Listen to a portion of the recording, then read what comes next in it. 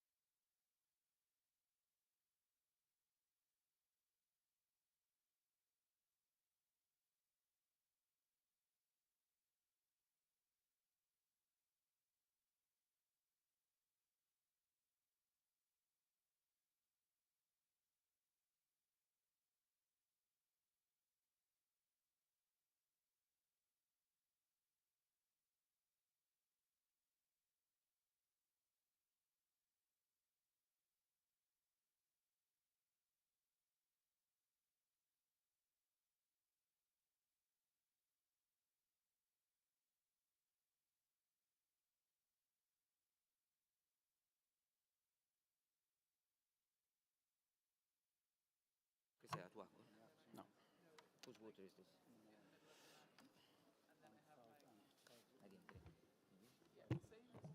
Buenos días. Bonjour à tous. Good morning to all. First of all, thank you to the Irish organizers, because the reception last night was fantastic, was great. But I think it's time to go back to work. So I think we are having now an important session, a crucial session on the climate challenges we have ahead. And we have fantastic speakers today. But first and foremost, thank you for inviting me to this esteemed high-level panel here in Dublin as a Vice President and a person in charge of climate change. It is a great honor to chair such an important discussion, and I'm looking forward to listening to the addresses of our distinguished speakers. There is a lot of already floors requested, so I think we'll have a fantastic debate. But first of all, I would like to introduce to Mr. Im Ryan, Minister for Environment, Communications and Climate and Transport, and Ms. Sinead Walsh, Climate Director at Ireland's Department of Foreign Affairs, and Mr. Jim Skee, Chair of the Intergovernmental Panel on Climate Change, that he will intervene remotely. And let me start that now in times of war in Europe and in the Middle East, it is even more important to keep this topic high on the agendas. This must remain a top priority. And I would like to say that climate is one of the most crucial issues of our societies. It is our barometer of our planet's future, and unfortunately, we are no longer just facing a climate emergency, but we are transitioning to climate collapse. So our first task is to tackle this emergency. We already know the causes, we are painfully aware of the consequences, but most importantly, we have most of the solutions. So what we need now is the political will to act. As I said, as Vice President of the Parliamentary Assembly, representing 323 members from 57 countries and over 1 billion citizens, I cannot stress enough that climate action must be our priority, short-term, medium-term, and long-term. We need urgent action at all levels, in our organizations, in our countries, and across the globe. Yet, we are not acting fast enough. This is a fact, I think.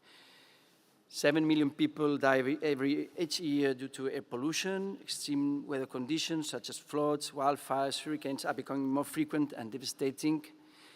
And in the last 2 decades, we have seen 19 of the 20 warmest years. And coming from the Balearic Islands, I witnessed firsthand the impact on this climate emergency on daily life. We must commit to zero emissions for our sake and for the future of for the generations to come.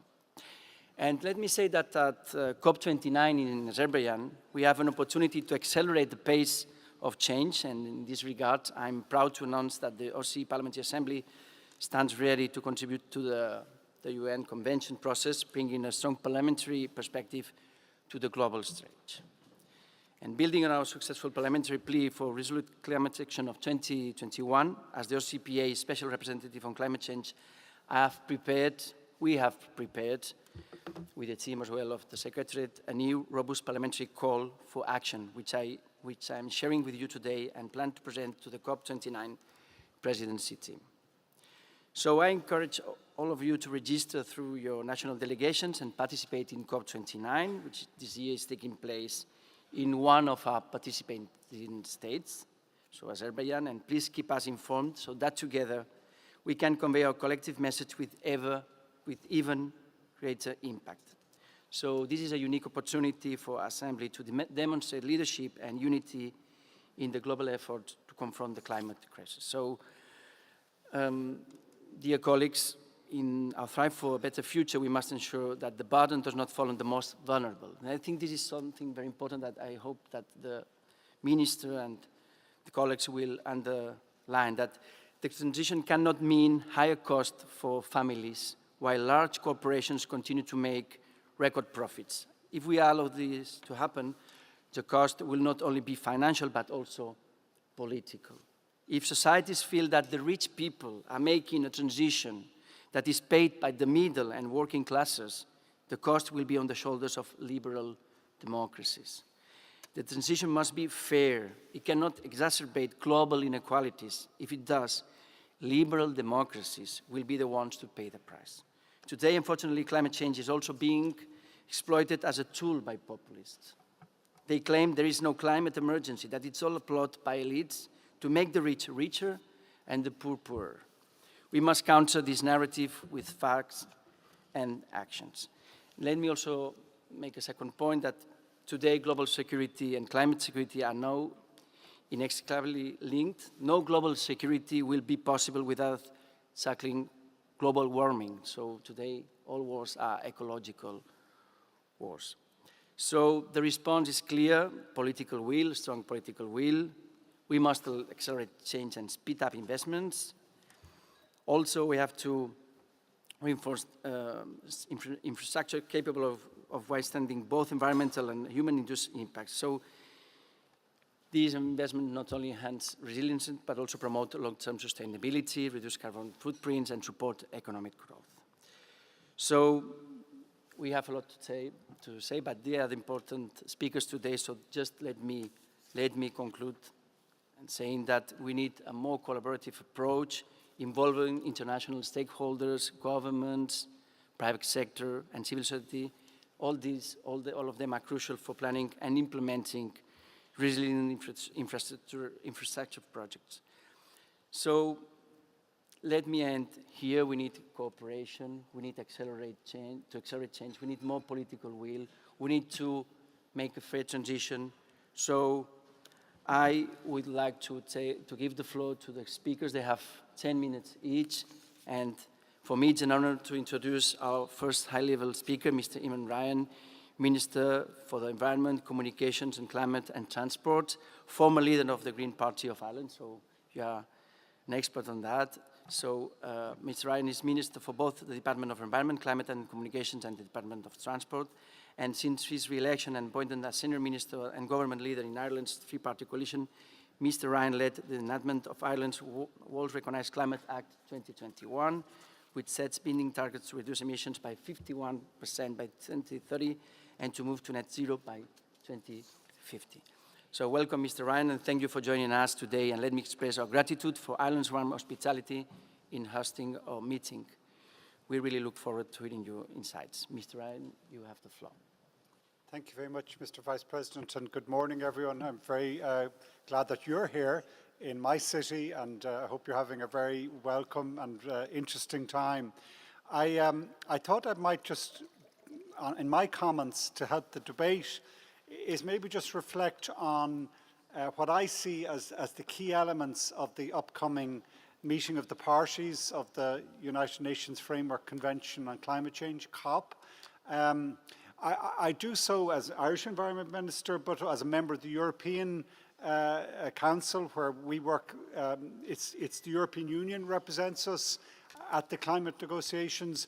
But in Baku, in 4 weeks' time, I've also been asked by the Azerbaijan presidency of the COP to be one of the ministerial co-facilitators in my area, in my case, in the area of climate adaptation. So maybe just to share a reflection, a big picture, what I see, what the negotiations are likely to center on, and how we might possibly get an agreement which we need. I should say, first of all, as a background, that I think in looking at this COP29, it has to be seen as part of a three-stage process. That the Troika that is engaged, the UAE former presidency, COP28 last year in Dubai, and also looking forward, Brazil, the next presidency in COP30 in Belém, in the Amazon, that all three go together in a way as a coordinated approach, a package of three meetings where we have to make an absolute leap to deliver on the commitment that was agreed on in the Paris Climate Agreement. The meeting in Brazil next year in Belém is the 10th anniversary, or will be 10 years on, from the introduction of the Paris Climate Agreement. And it is a critical moment to assess whether we are on track to meeting the commitments we set ourselves, the goals we set ourselves. And recognizing that this process is very challenging, because it is a process which works through consensus. How we bring 194, I think, isn't it, countries together, getting global agreement on such a fundamental and critical change is very difficult. It requires cooperation and collaboration in a world where we all know geopolitics is not favourable towards such an approach. The war in Gaza and Ukraine, in Sudan and elsewhere is creating conditions that it makes it very difficult to get cooperation. I suppose I should say, first of all, that there's still hope, because what happened in Dubai last year was significant progress in getting collaboration at a time of war and conflict, but also for the first time since the Paris Climate Agreement, or even any time in this process, really identifying the core of the issue, that we have to transition away from the use of fossil fuels. We have to stop burning coal, oil and gas. And there was real progress in Dubai last year. What was called the UAE consensus is really significant and does need to be delivered. The delivery is around very practical, the clear direction that we triple renewables, we double efficiency. And that's happening. There's a solar revolution taking place in the world. There is clean energy investment has overtaken fossil fuel investment, but it needs to go so much further. And I think it's important in Baku that we don't ignore that agenda. And people, I was in New York last week at UNGA, there was proposals to add to that by setting ourselves targets in how we build electricity grids. It will be the electrification of everything which allows us to move away from the use of fossil fuels. To look at the issue of electricity storage, which is key to that new transition, as new targets we may set ourselves in delivering that goal, that UAE consensus. And I would say in that, also the Beyond Oil and Gas Alliance, which Ireland is members of, and what the Azerbaijan presidency itself is saying, with the establishment of fund from taking money from the fossil fuel industries, profits, to go towards the cleaner alternative. Baku is going to be all about finance in this troika of meetings. The first UAE was about coming off oil and gas and coal. The Baku will be all about how we fund, not just that, but also critically the climate adaptation we need to manage the climate change that we know is going to come, and also the loss and damage, where there was also real progress in UAE and in Egypt the preceding year, so that those countries which are hit, particularly the most vulnerable countries, can draw down finances to get their country back, and so that we don't leave countries behind with the turmoil that climate change is going to bring. With regard to the financing, and this is to be decided, and may well fall. Like, we should be honest here and up front that this process every year, we come over the line, 2 in the morning, overnight negotiations, it finally reaches agreement. We have to be aware that it may not work. And if it didn't work, climate change is not centre stage of political debate at the moment across our world for a variety of complex reasons. But if we're seen to fail, it sure hell will come back into view, because the prospects then, and as countries start to see climate impacts coming, would be truly terrifying. But we have to make sure it doesn't fall, that we don't trip up. The centre will be around the discussions of what's the NCQG. It's a very hard acronym in a world full of hard acronyms. New Collective Quantified Goal on Finance. New one because the first one was set back in Copenhagen in 2008 at a time when the negotiations similarly did fall, in effect, or very nearly fell. The last minute, Gordon Brown and a number of other leaders came together and said, okay, we'll raise 100 billion in the developed Western Annex 1 countries world. Annex 1 was set up, the division in the world was set up back in the original UNFCCC in 1991, recognizing that those developed countries had been responsible for most historic emissions and had a responsibility to address the issue. There was a common but differentiated responsibility in that regard with developing countries in Annex 2. So that €100 billion goal was set to be delivered by 2020. It wasn't delivered in 2020, it was delivered 2 years later, but it has now been delivered, and we have to think, what's the next goal? What's the next quantum of finance we would need, particularly for the likes of climate finance for adaptation and for loss and damage? That will be very controversial, because we all know in developed countries, the budget situation is not easy, but we have a responsibility to do so much more, so that's going to be part of the negotiations. It will be combined with the question as to whether we should broaden that contributor base, and that too, and those two issues could well combine in a very difficult way, but that will be the inner core of negotiations that people are going to be debating next week. Myself and Sinead, our climate envoy, will be in Baku for the pre-COP negotiations. That will be one that gets all the newspaper attention. What's that figure and what's the contributor base?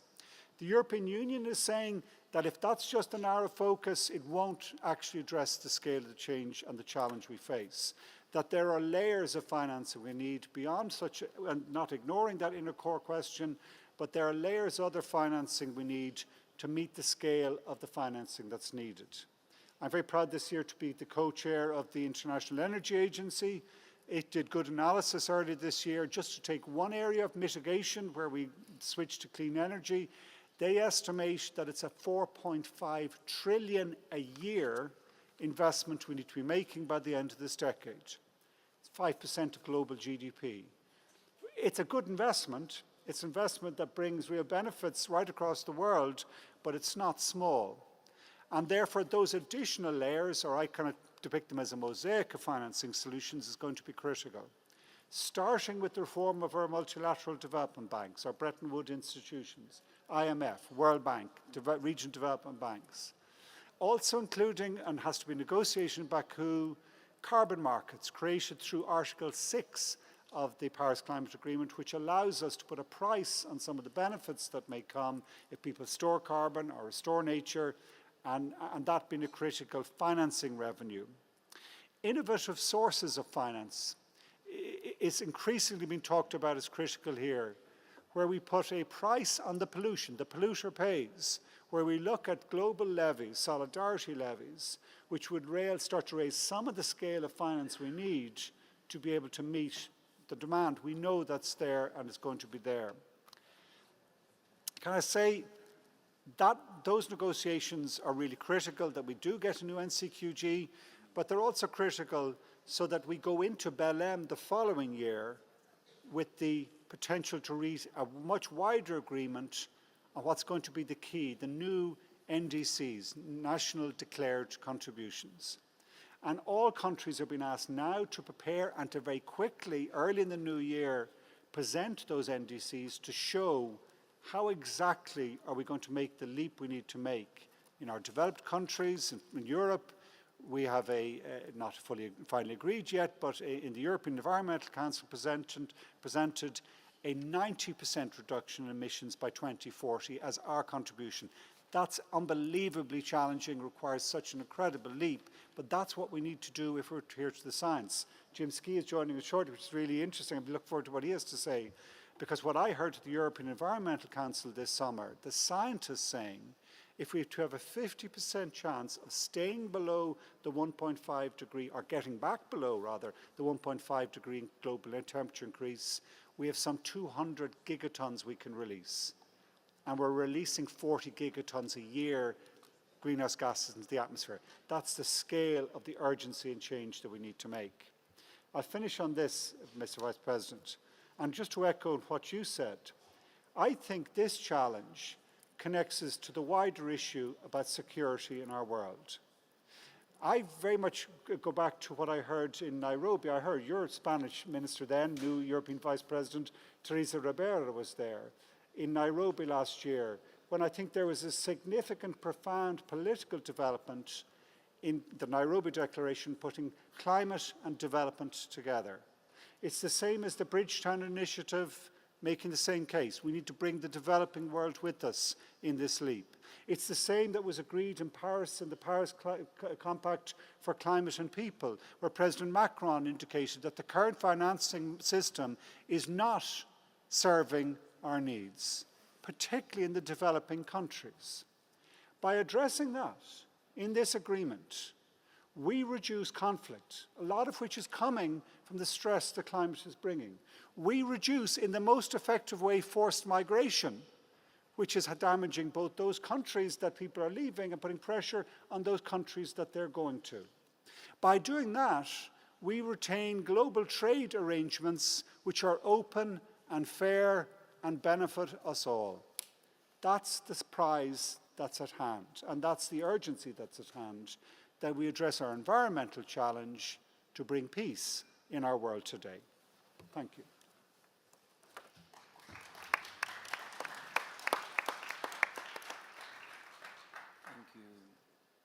Thank you, Mr.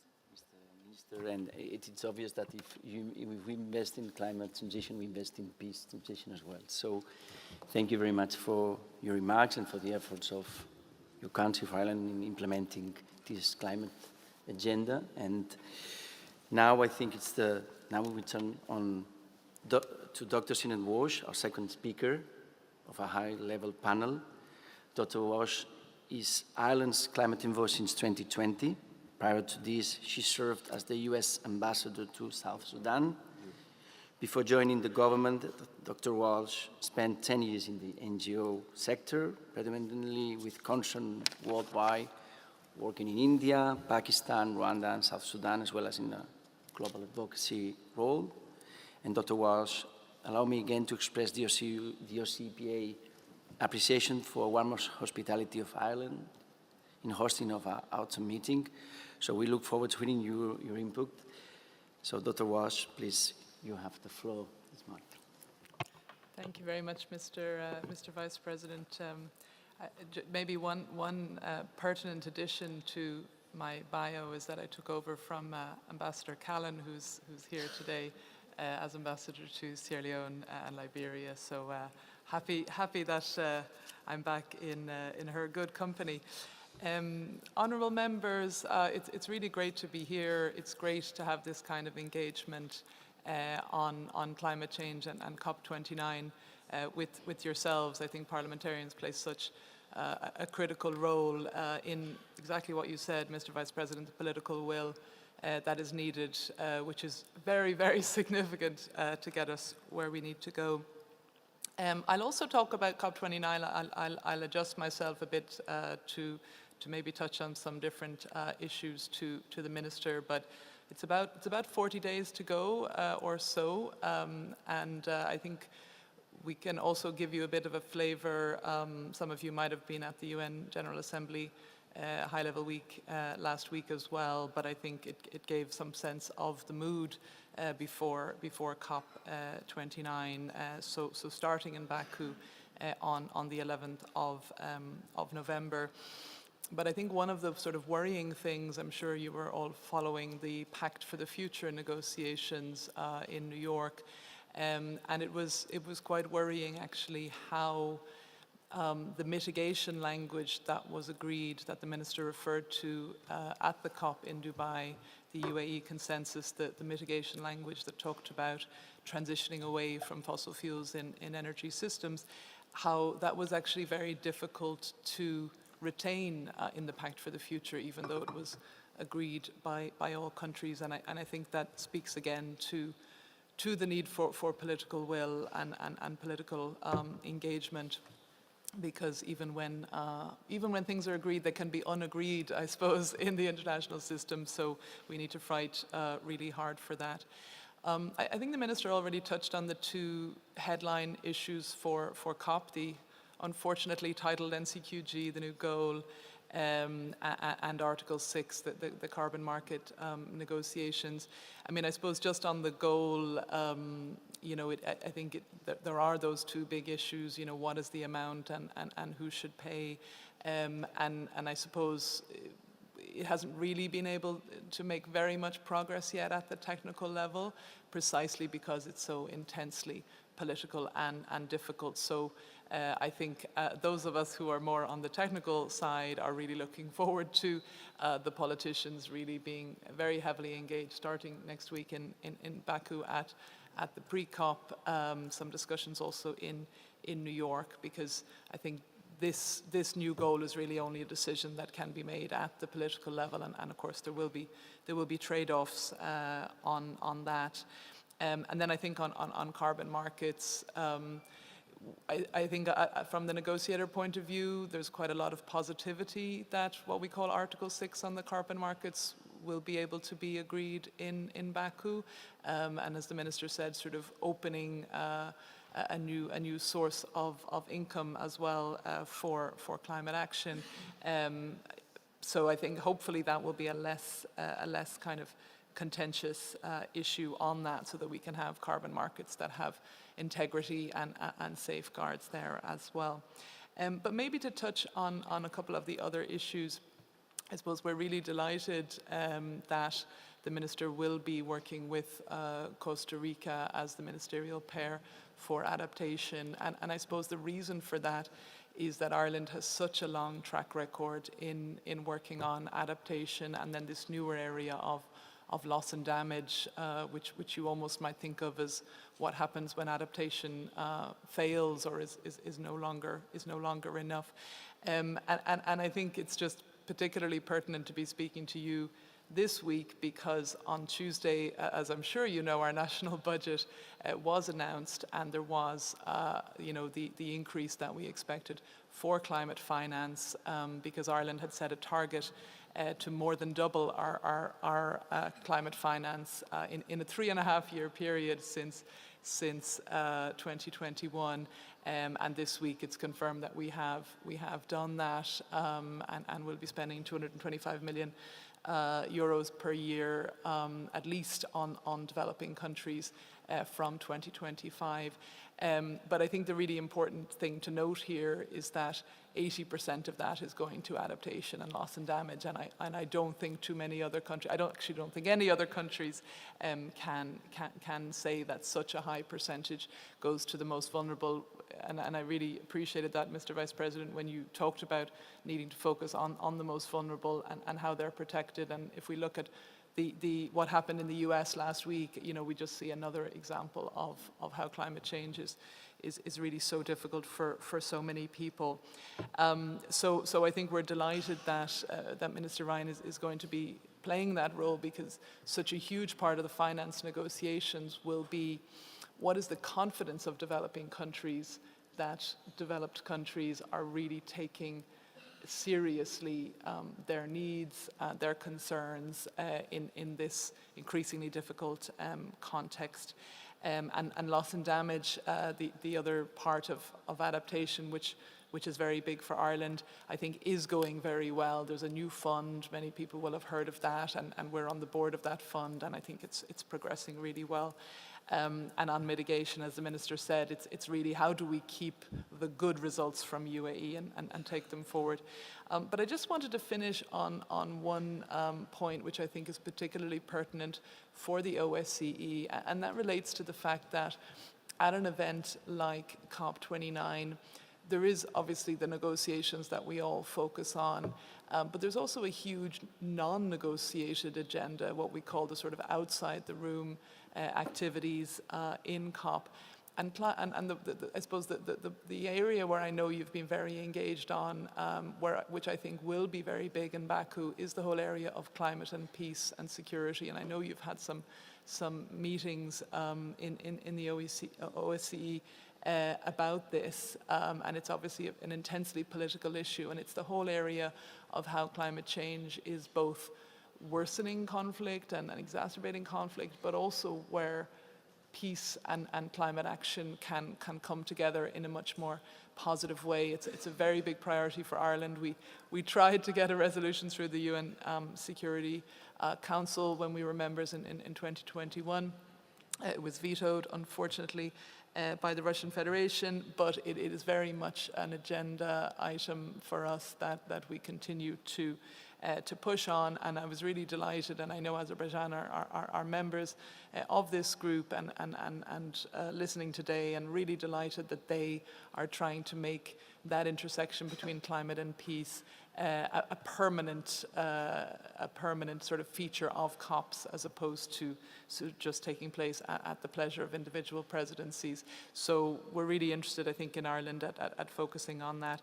But I suppose it just brings me back to conclude to the point that, you know, parliamentarians can have so much influence in a way that might not be obvious for COP29 and for COPs in general, because number one, the outside the room activities are so significant in recent years, but also precisely as you began, Mr. Vice President, because of the political will issue, and when negotiations are at their last hours and minutes, you know, so much of what is going on is calls back to capital saying, can we accept this? And so I think it's such a team effort. As the Minister said, everybody needs to be on board. So I just think it's great that you're dedicating so much of your time today at this meeting to this challenge, and be delighted to continue to work together. Thanks very much.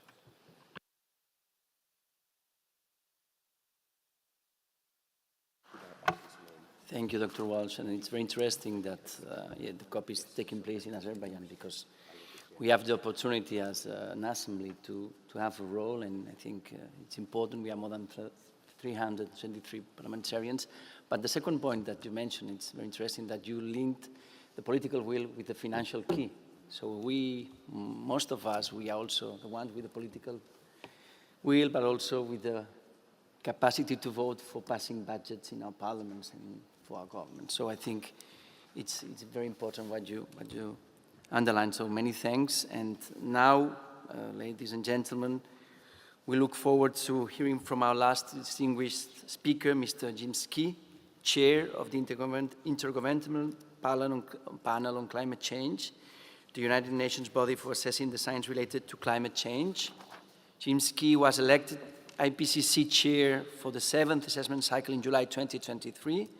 From 2015 to 2023, Jim was co-chair of Working Group 3 of the Intergovernmental Panel on Climate Change, focusing on climate change mitigation. He was part of the scientific leadership for the IPCC special report on global warming of 1.5 degrees. Jim Ski was a professor of sustainable energy at Imperial College London from 2009 to 2023, and his research interests are in energy, climate change, and technological innovation. Moreover, he was the chair of Scotland's Just Transition Commission from 2018 to 2023, and was a founding member of the UK's Committee on Climate Change, acting as its Scottish champion. Professor Ski, thank you for finding time in your busy schedule and joining us online. We look forward to hearing from you the latest findings from the IPCC scientific assessment, and look forward to engaging in discussions on how we, legislators, can address the current impacts and future risks of climate change as we approach COP29. Mr. Ski, you have the floor. Thank you very much, Mr. Vice President. Good morning, and thanks to the OSCE for the opportunity to address this session, the conference remotely. I've been a frequent visitor to Dublin. IPCC has hosted several IPCC meetings, and this has given me a chance to engage with Minister Ryan on a number of occasions. Unfortunately, it didn't work out this time. Now, I'm not a politician, though I must admit I felt a bit like one during the campaign to become IPCC chair. And at IPCC, we do try to avoid the temptation to tell politicians what they should be doing, and instead we concentrate on identifying response options and highlighting the consequences, whether positive or negative, of exercising these options. So in that spirit, I was asked to do two things. First, to summarise findings on climate change and climate action from recent IPCC reports, and second, to consider the role of parliamentarians, which I do with a little more trepidation.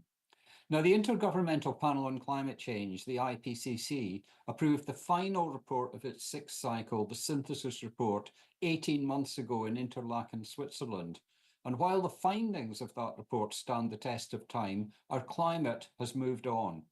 As confirmed by the World Meteorological Organization, 2023 was the hottest year on record, with particularly startling extremes in ocean temperatures. Extreme weather events and wildfires stopped being just part of future projections. They were evident on our television screens and for too many of us were a present reality. Sea levels continue to rise relentlessly with consequences for small island states and low-lying coastal communities. And all this, we have unequivocally demonstrated, is down to more than a century of human activities, including burning fossil fuels and unequal and unsustainable patterns of energy and land use. Our latest report showed that with every increment of warming, the world will become more and more dangerous. Beyond 1.5 degrees warming, new risks will emerge associated with sea level rise, permafrost degradation, biodiversity loss, water scarcity, more extreme weather, and food insecurity. But on the policy front, there were also encouraging signs of progress. As has already been mentioned, COP28 and the UAE consensus made a start on the challenge of transitioning away from fossil fuels, established the new framework for the global goal on adaptation, and operationalised the loss and damage fundings. So IPCC findings need to be interpreted in the light of all that's happened in the last 12 months. Now, first on mitigation ambition and warming of 1.5 degrees. In IPCC, we've been saying for more than 5 years now that only immediate and deep emission reductions will allow global warming to be limited to 1.5 degrees. We cannot go on saying that forever. Indeed, the last United Nations Environment Programme GAP report was entitled Broken Record. 5 years ago, I said that limiting warming to 1.5 is possible within the laws of chemistry and physics, and I still stand by that, noting that this refers to a long-run average level of warming, not a single year like the one we've just seen. But it's absolutely clear what needs to happen to limit warming to 1.5 degrees. Once emitted, carbon dioxide stays in the atmosphere for centuries. It's the accumulation of emissions that matters. So in the middle of the range of 1.5 scenarios that we have assessed, emissions peak before 2025, fall by 43% by 2030, 60% by 2035, 69% by 2040, and reach net zero mid-century at the global level. We can't just peak a single year. We have to follow the pathway. So if we don't act now, we'll close the option of limiting to 1.5 degrees, as we will have used up the available carbon budget mentioned by Minister Ryan by around the end of this decade, even with the current set of nationally determined contributions. But we've also shown that this is possible. In literally hundreds of pages, we've set out what specifically can be done in terms of energy supply, energy demand, transportation, agriculture, forestry, and other land use through both technology and patterns of human behaviours. And most of these actions also yield wider co-benefits and can make positive contributions to the Sustainable Development Goals. We have the tools. We've shown that carbon pricing, regulations, and other interventions have already resulted in gigatons of avoided emissions, and more can be achieved if policies and measures are scaled up and deployed more widely. Now, second, let me turn to adaptation and resilience. Adaptation in action has increased, but progress is uneven. We're simply not adapting fast enough. Most observed adaptation is fragmented, small in scale, incremental, sector-specific, and frankly, focused more on planning than implementation. Hard limits to adaptation, as well as soft limits caused by lack of resources and institutional capacity, are being reached in some sectors and regions. Maladaptation actions, which bring short-term gains but are detrimental in the long run, are also increasing and are disproportionately affecting vulnerable groups. The increasing gaps between adaptation action taken and what's needed are largest among lower income populations. At the current rate of planning and implementation, adaptation gaps will continue to grow. And I should mention the next IPCC cycle will strongly focus on adaptation. We have accepted an invitation from the UN Framework on Climate Change to produce technical guidelines on impacts and adaptation, focusing on metrics, indicators, and methodologies. And the hope will be that this will support the global goal on adaptation, which Minister Ryan is co-chairing at COP29. Now, thirdly, on finance and means of implementation, there are manifest gaps between tracked climate finance and what is needed to put us on low emissions and climate resilient pathways. Only between 4 and 8% of tracked climate finance is allocated to adaptation, and more than 90% of adaptation finance comes from public sources. Adaptation finance gaps constrain implementation of adaptation options, especially in developing countries. Increasing both public and private finance flows by trillions of dollars per year, increasing direct access to multilateral fund, strengthening project pipeline development, and shifting finance from readiness activities to project implementation can enhance adaptation. And projects that yield both mitigation and adaptation benefits are a potential source of private finance.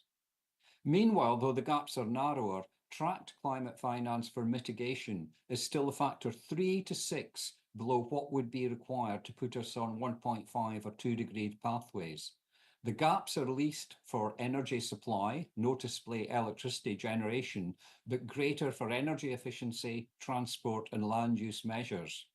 For mitigation, reducing risks and leveraging private flows through public guarantees, local capital market development, and building greater trust in international cooperation processes all have a role to play.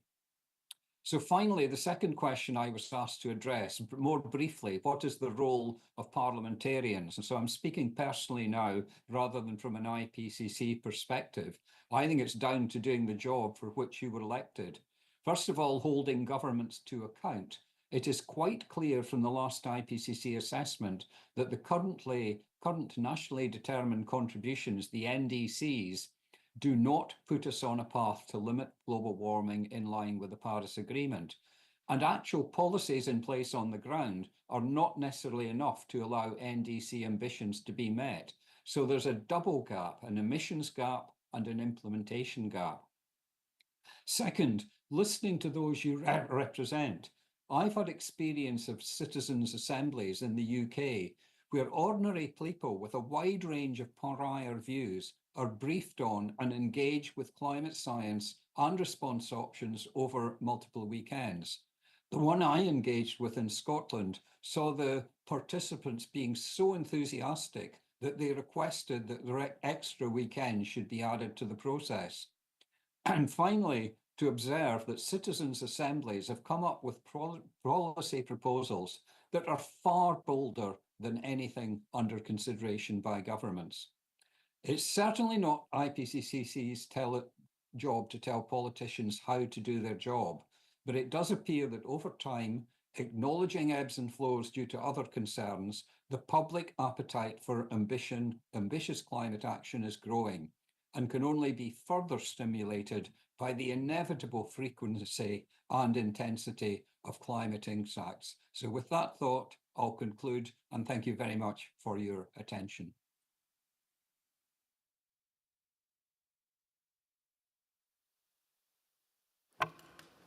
Thank you very much, Professor Ski.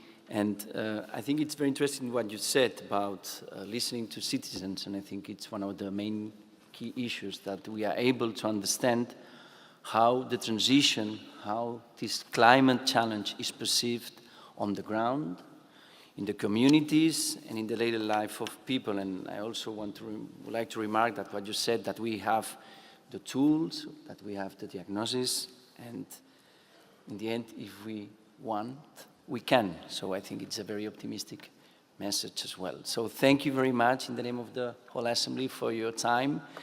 And before we open the floor for the discussion, I think it's very interesting that we can exchange with the panelists.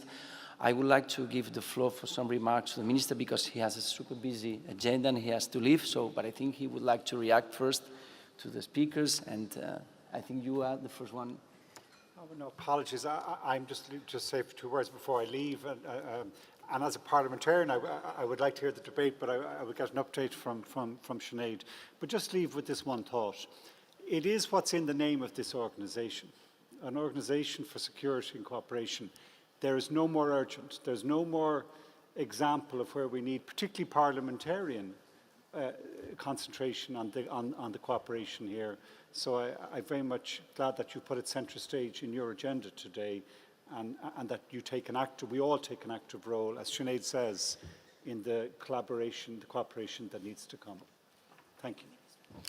So thank you again, and thank you for hosting the Assembly. And now I'm going to open the floor for the discussion, for the debate, for the remarks, and I'm going to open the floor with Mr. Mark Pritchard from the United Kingdom, and then it will be followed by Mr. Shane Castles from Ireland. So, Mr. Pritchard, you have the floor. Thank you, Mr. Chairman, and can I thank the Minister for his remarks, and indeed the other panellists, and thank our Irish friends for giving us such a warm welcome here in Dublin, which of course we would all expect famous Irish hospitality, so thank you, Ireland.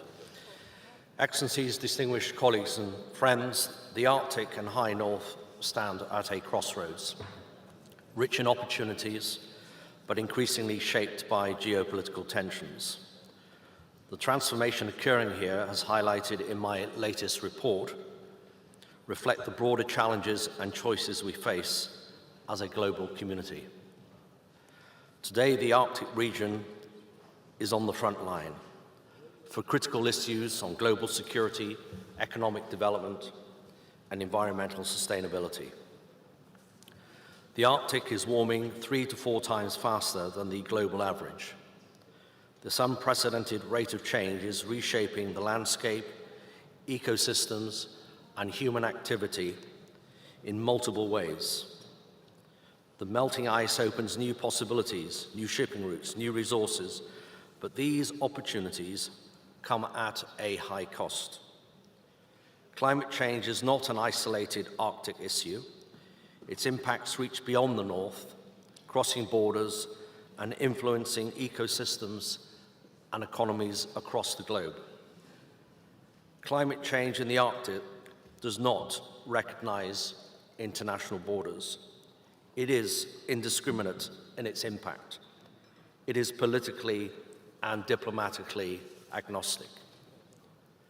The Arctic cannot afford unchecked economic activity. We must balance development with environmental sustainability, ensuring that we preserve fragile ecosystems while still fostering economic growth.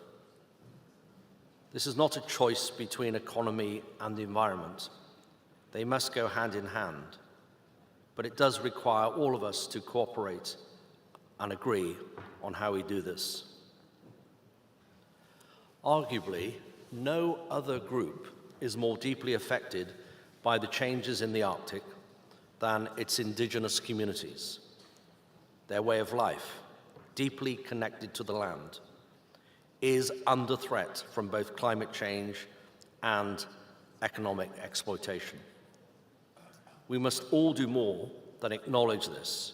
We must integrate indigenous knowledge into our domestic and international strategies on the Arctic and the High North, ensuring that their rights are protected and their traditions preserved for us all.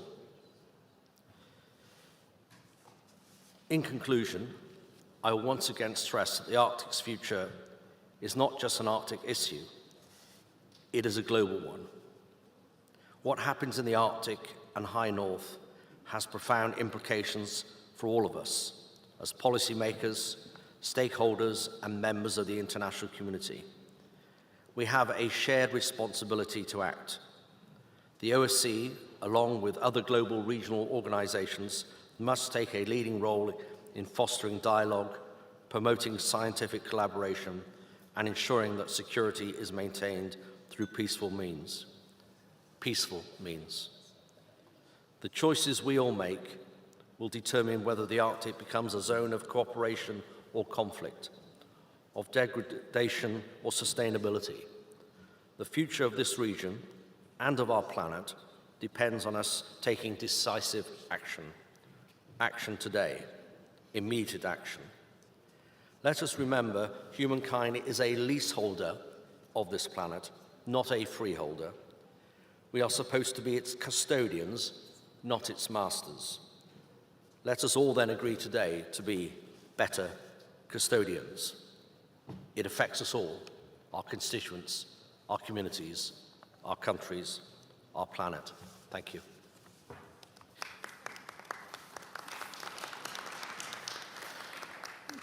Thank you very much, Mark. And again, I have to remind you that we have to stick to 3 minutes. And Mr. Kassels is not in the room, so I would like to give the floor, if it's possible, to Mr. Bingöl from Turkey, and he will be followed by Mr. Pascal Alizard. Is Mr. Bingöl around that he can intervene? Değerli meslektaşlarım, konuşmacılara kıymetli katkıları için teşekkür ediyorum. Birbirinden önemli gündemlerin değerlendirildiği Sonbahar Genel Kurulu'nda görüşülmekte olan birçok konu yarın tarih kitaplarının konusu olabilecekken iklim krizi gündemi bu özelliğiyle birbirinden ayrışıyor. Çünkü iklim krizi dünün, bugünün ve yarının sorunlarının toplamıdır. Valuable colleagues, I thank the speakers for their valuable contributions. Many issues being discussed at the Autumn General Assembly are important agenda items which could be the subject of history books tomorrow. However, climate crisis agenda differs from all other issues with its inherent feature because the climate crisis is the sum of yesterday's, today's and tomorrow's problems. Bugün dünyanın dört bir yanında mücadele edilen orman yangınları, aşırı hava olayları, su kaynakları ve biyolojik çeşitliliğin azalması insan kaynaklı aktivitelerin sonuçları olarak karşımızda duruyor. Artık iklim krizi sırtımızı dönebileceğimiz bir gündem değil. Today, forest fires, extreme weather events, decrease in water resources and biodiversity all over the world are the results of human-induced activities. The climate crisis is no longer an agenda we can turn our back on. AGİTPA üyesi devletlerin iklim kaynaklı sel, kuraklık, sıcak dalgası gibi afetlere hazırlıklı olmak, müdahale ve yardımda bulunmak ve böylece afetlerin oluşturabileceği krizlerin etkilerini en aza indirebilmek için dayanışmayı örgütleyebilmek ana eksenlerimizden biri olmalıdır. One of our main axes should be for OSCE member states to be prepared for disasters such as climate-related floods, droughts and heat waves to intervene and provide assistance and thus to organize solidarity in order to minimize the effects of crisis that disasters may cause. İklim krizine karşı iklim adaletini çok boyutlu bir yapıyla savunmak, gelecek nesillere karşı vicdanı olan her parlamenterin taraf olması gereken önemli bir görevdir. Defending climate justice against the climate crisis with a multidimensional structure is an important duty that every parliamentarian with a conscience towards future generations should take part in. İklim değişikliğinden büyük ölçüde etkilenen Türkiye'nin parlamenterleri olarak sıfır atık politikasını güçlendirme, sürdürülebilir enerji kaynaklarının yoğunluğunu arttırma konularının öneminin farkındayız ve işbirliğine açığız. Bizden sonra gelecek kuşaklara yarınların iklim krizi başlığını tartıştırmak yerine bilimin ışığında sürdürülebilir bir yaşam örgüsü için doğru seçimler yapmak zorundayız. Teşekkürler. As the parliamentarians of Turkey, which is greatly affected by climate change, we are aware of the importance of strengthening the zero waste policy and increasing the intensity of sustainable energy resources, and we are open to cooperation. Instead of making future generations discuss the climate crisis of tomorrow, we have to make the right choices for a sustainable life in the light of science. Thank you very much. Thank you very much. I would like to give the floor to Pascal Alizard now, but he will be followed by Timea Szabo from Hungary. So, Mr. Alizard, you have the floor for 3 minutes. Monsieur le Président, merci, Mesdames et Messieurs, chers collègues. Je tiens à remercier nos hôtes irlandais pour leur accueil. La sécurité et la coopération sont, vous le savez, la raison d'être de l'OSCE, et ne nous y trompons pas, la crise climatique a des conséquences géopolitiques majeures. Dans le plus grand port de la plus grande île de l'Union européenne, vous comprendrez que je souligne celles qui mettent en jeu la sécurité des mers et des océans. Les océans couvrent 70% de la surface du globe. Le dernier rapport de l'Observatoire européen, Copernicus, montre que le rythme de réchauffement des océans est considéré comme la sentinelle du dérèglement global a doublé depuis 2005. La multiplication des canicules marines s'explique, selon le GIEC, par le fait que plus de 90% de l'excès de chaleur provoqué par les émissions massives de gaz à effet de serre ont été absorbés par les océans. Cela entraîne des conséquences immenses en termes écologiques et humains qui impactent les politiques environnementales, économiques et sociales du droit international, du droit de la mer, mais aussi de sécurité et de défense. Les conséquences géopolitiques sont particulièrement vives pour l'Arctique, zone extrêmement riche en ressources bordée par plusieurs États membres de notre organisation et qui en intéresse beaucoup d'autres et non des moindres. L'Arctique n'échappe pas à l'accélération du dérèglement géopolitique du monde et veillons donc au maintien d'un multilatéralisme solide dans cette zone.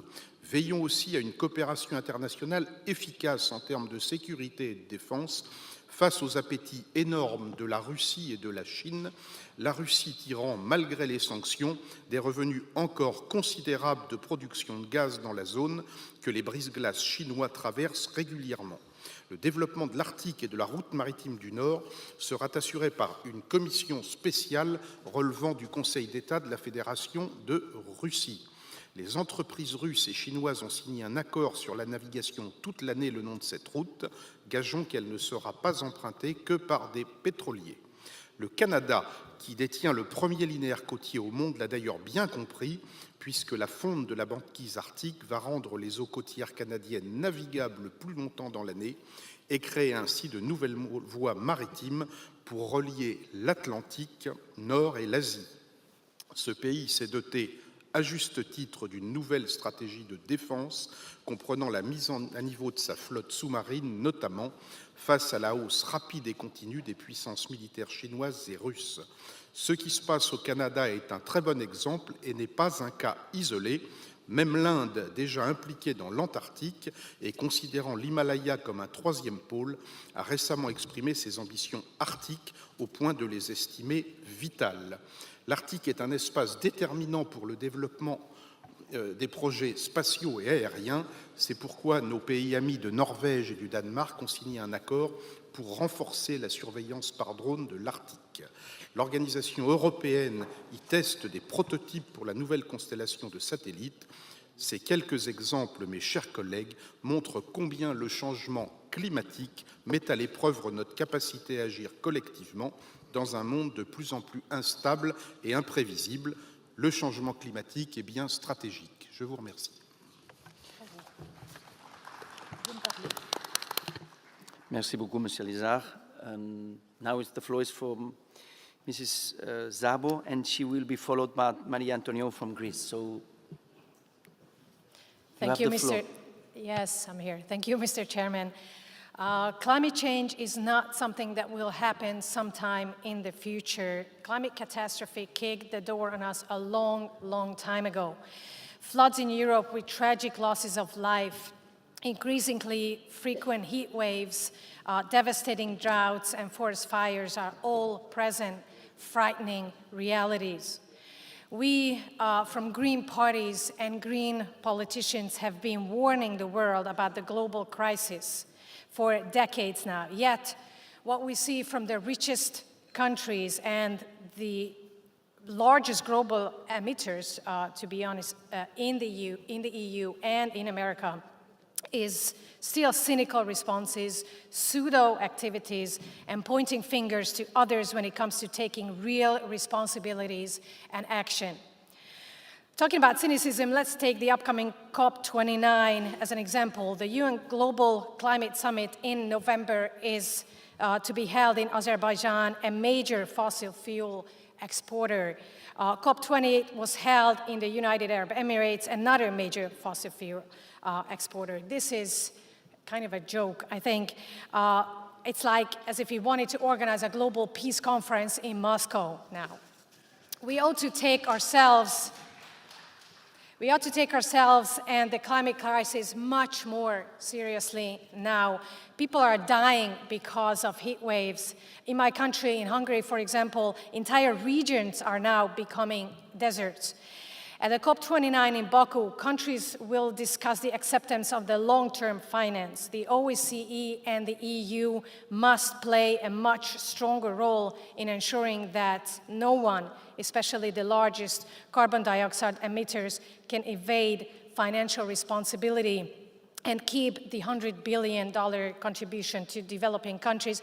And on that note, congratulations to Ireland on this massively progressive step on that front that Climate Director Walsh just mentioned. Countries fear migration, yet they have failed to understand that climate change and mass migration walk hand in hand.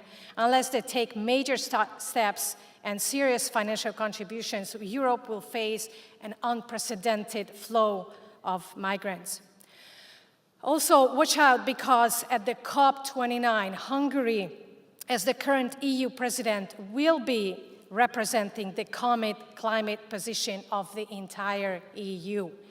Hungary, which is the only country not to have a Ministry of Environment, and Hungary, whose Prime Minister Viktor Orban is openly cheering for Donald Trump, who is known to want to review US climate policy commitments, withdraw from the Paris Agreement, and reduce US participation in global climate protection. Finally, watch out when these governments talk about the so-called socially just green transition and misusing this otherwise valuable goal to bring in massive amount of intransparent Chinese battery factory investment, which have no intention whatsoever of keeping even the minimum environmental rules, but instead bring in large amounts of Chinese intelligence and secret service agents into the EU. This is no longer just an environmental issue, but also a major security issue for the whole of Europe. So we in the EU and in the OSCE need to keep a close eye on the COP29 and make sure that truly the right decisions and commitments are made in favor of saving our world. Thank you.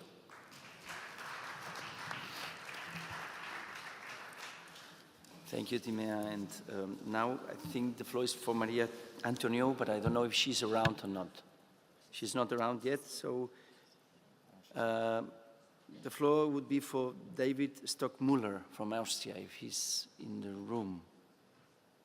He's there? Yes. Okay, you have the floor. And for 3 minutes, please stick to the time, because if not, we won't be able to speak, all of us. And by the way, the list has been closed, the list of speakers. Thank you. David, you have the floor. Thank you very much, Mr. Chair, dear colleagues. To begin, I would also join the speakers before me thanking the host to the Irish delegation for well-planned and executed parliamentary conference. Colleagues, it is today beyond doubt that the climate crisis is the single greatest systemic threat to our global order. It is what security experts call a threat multiplier, making already existing threats more frequent and more devastating, while also creating new threats. My country, Austria, experienced extreme temperatures and an exceptionally dry summer, followed only 3 weeks ago by record rainfalls and so-called once-in-a-century flood event, which took the lives of 6 people. It was the 3rd time Austria had a once-in-a-century flood event. The century, Poland, Italy, Germany, and others were affected too, and very badly about that. Colleagues, that the climate crisis is global, and therefore our response also must be global. This is where the role of parliamentarians like us and of international forums of dialogue and exchange like this one are of essential value. We are in a position to move and shape the discussion, not just witness it. Of course, our work begins with language. We are not longer talking about climate change, not about global warming. The challenge we faced is indeed a climate crisis, with all the urgency the word implies, like you, Mr. Chair, already mentioned here. Language creates reality. Let us speak frankly about the challenge we face, without masking in a false civility. In the same way, we must speak frankly about the progress or lack of progress we see. We must be honest with ourselves that the progress after 28 COPs is simply not sufficient. And that Dubai and Paco, our Hungary friend, already mentioned it, as a host cities point more greenwashing and agency capture than it points to a global policy transition. Honesty is here literally good policy. Language also means define who the agents of change are, and we live in time with those most affected by crisis are also those without a voice. And we must do more, mobilize the potential of women and in particular young people globally in the fight against the climate crisis. And it is their world we fight for, so we must include them in shaping it. This is not an abstract dream, but a very concrete proposal. Our own OECD network of young parliamentarians here in the OSCE has made it a central mission to raise young voices in the OSCE region and find best practice for youth inclusion in democratic process. This could include regional youth councils that discuss and advise local and national policy. As it's case in Albania, it can include workshops that elevate young voices in forums like the OSCE, like we did with the Young Youth Perspective workshops in 7 participating state countries. This summer it was. Or it can include again the innovation spirit of young people with the needs of the energy transition, as Norway is doing on a large scale. We as a Young Parliamentary Network was in Norway. Thank you very much for the delegation and the whole team in Norway for this very interesting meeting we had some weeks ago about the energy transition. And it can create, it's very important to have security partners, democratic partners in Europe who do this transition with us.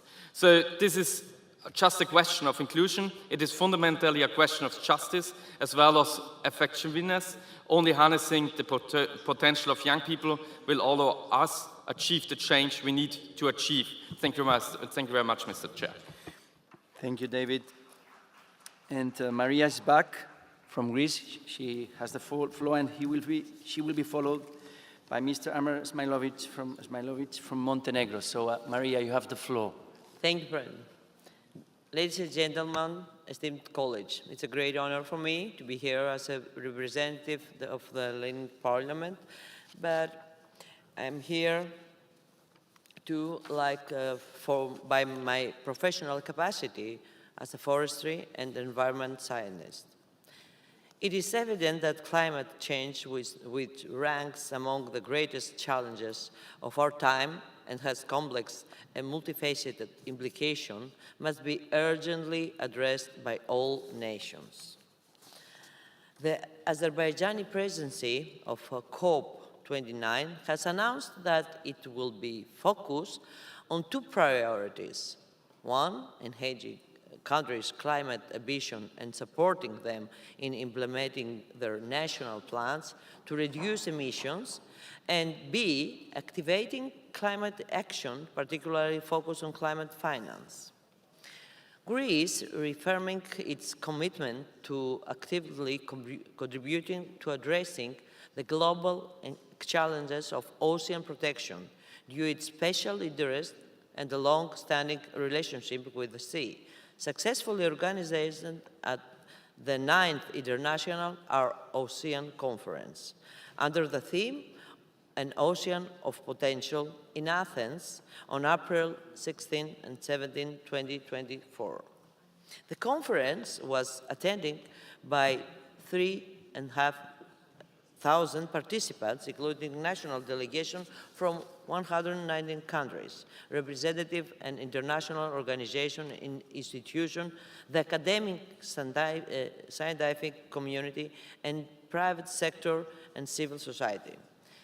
Greece actively supports the U.S. climate diplomacy and its ambition by binding targets for reducing greenhouse gas emissions. These targets have also been adopted in national goals in the national climate law. The phasing out of lignite power generation by 2028 is a target. Additional, one of Greece's priorities to become a regional hub of green energy while promoting new technologies such as green hydrogen and of course white energy. The circular economy has been incorporated into Greece's national development strategy. In this context, the country has committed to significantly reducing in the coming years plastic waste entering the marine environment by 50% by 2030, microplastics by 40% by 2030, and single-use plastics by 60% by 2026. Additionally, Greece has launched an international initiative to protect cultural and natural heritage from the impacts of climate change, which has received broad support, including from the UN Secretary General and over 100 UN member states. Finally, Greece places particular importance to the protection of Mediterranean, contributing to addressing the region's multifaceted challenge related to climate change, biodiversity loss, and land and sea pollution. Greece also considers it's crucial to support the transition of Mediterranean countries to a circular economy in order to promote fair and sustainable development. The country participated in France's initiative Mediterranean and Model C by 2030, which aims to protect the Mediterranean and the biodiversity, as well as to achieve sustainable development in the region by 2030. Thank you for your attention. Thank you very much. And again, we have more than 20 speakers on the list. If we do not respect the timing, we will not be able to speak all. So please, don't oblige me to interrupt you. Please keep to the 3 minutes. We are not respecting the timing. So now, I don't know if Ms. Irina Gerasimchenko from Ukraine is around. And Mr. Amar Ismailovic has the floor, and then Irina, if she's around, she has the floor. So, Mr. Ismailovic from Montenegro, you have the floor. Thank you, Mr. Chairman. Dear colleagues, the urgency of our collective responsibility has never been clearer. The climate crisis is no longer a distant threat, it's a present reality affecting every aspect of our societies. Montenegro has a unique perspective on this issue. By adopting the Declaration on Ecological State in 1991 in a beautiful mountain city of Žabljak, Montenegro became the first ecological state in the world, and that document was presented the following year at the United Nations Conference on Environmental Protection held in Rio de Janeiro. I think it's important to say that at such a historical moment, given the conflict and difficult times in our region in the 90s, Montenegro decided to step forward and raise the issues of nature and environmental protection. It is that parliamentarians that drafted and adopted this declaration. Montenegrin constitution defines us as an ecological state, placing sustainability and environmental protection at the heart of our national identity. But this commitment is not enough. Dear colleagues, our role as MPs extends far beyond drafting laws and declarations. We are the bridge between international commitments and local action. We must ensure that the goals set out in global frameworks like the Paris Agreement are translated into tangible policies at the national level. In Montenegro, we are focused on reducing emissions, preserving our national resources and promoting green energy solutions, but we cannot achieve this in isolation. Regional cooperation is key. The challenges we face do not respect borders. Therefore, as parliamentarians, we must work across nations to build coalitions, share knowledge, and support one another in achieving these ambitious targets that COP29 will set. In closing, let us not forget that the decisions we make today will determine the world our children inherit. We have a duty to lead with convictions, to hold our governments accountable, and to act as champions of the environment. Together, we can build a more sustainable future for all. Thank you. Thank you very much for the timing. Mrs. Irina Gerasimchenko, she has the floor, and she will be followed by Mr. Charlie Angus from Canada, and then Meritxell Lopez from Andorra. Irina, you have the floor. Thank you very much, dear colleagues. As a result of Russian aggression, over 550 incidents of ecological destruction have been recorded. The area of contaminated soil exceeds 860,000 square meters, and the area of polluted land is 90 million square meters. Ukraine is now the most heavily mined country in the world. 150,000 square kilometers of Ukraine territory are affected by explosive material, which is 1/3 of the country. We are grateful for the active involvement of countries in the demining coalition and call on those who have not yet joined to do so, because it's very important to our country. Significant damage has been done to water resources. In September, Russia forces deliberately poisoned the Desna River, which supplies drinking water to the Kyiv and Chernigiv region. The atmosphere has been severely polluted due to explosive fire and the release of harmful substances. Massive attack of Ukraine's energy system have led to increased greenhouse gas emission. This emission have risen to 175 million tons of carbon. Military action have destroyed thousands of hectares of forests, leading to the loss of rare species of flora and fauna. During the full-scale war, more than 8 million trees and plants have been destroyed of damages. Over 600 species of animals, 700 species of plants and fungi, many of which are listed in Ukrainian Red Book, are now under threat of extinction. Or of the larger ecological disasters in Europe was the destruction of the Kakhovka Dam. As a result, more than 63,000 hectares of forest were flooded. This is an act of ecocide. Russia has also occupied or destroyed 8 natural reserves and national parks, including the Black Sea Biosphere Reserves. It is crucial to recognize the crimes of the Russian occupying army against Ukraine ecological as ecocide and hold the Russian Federation accountable. Thank you very much.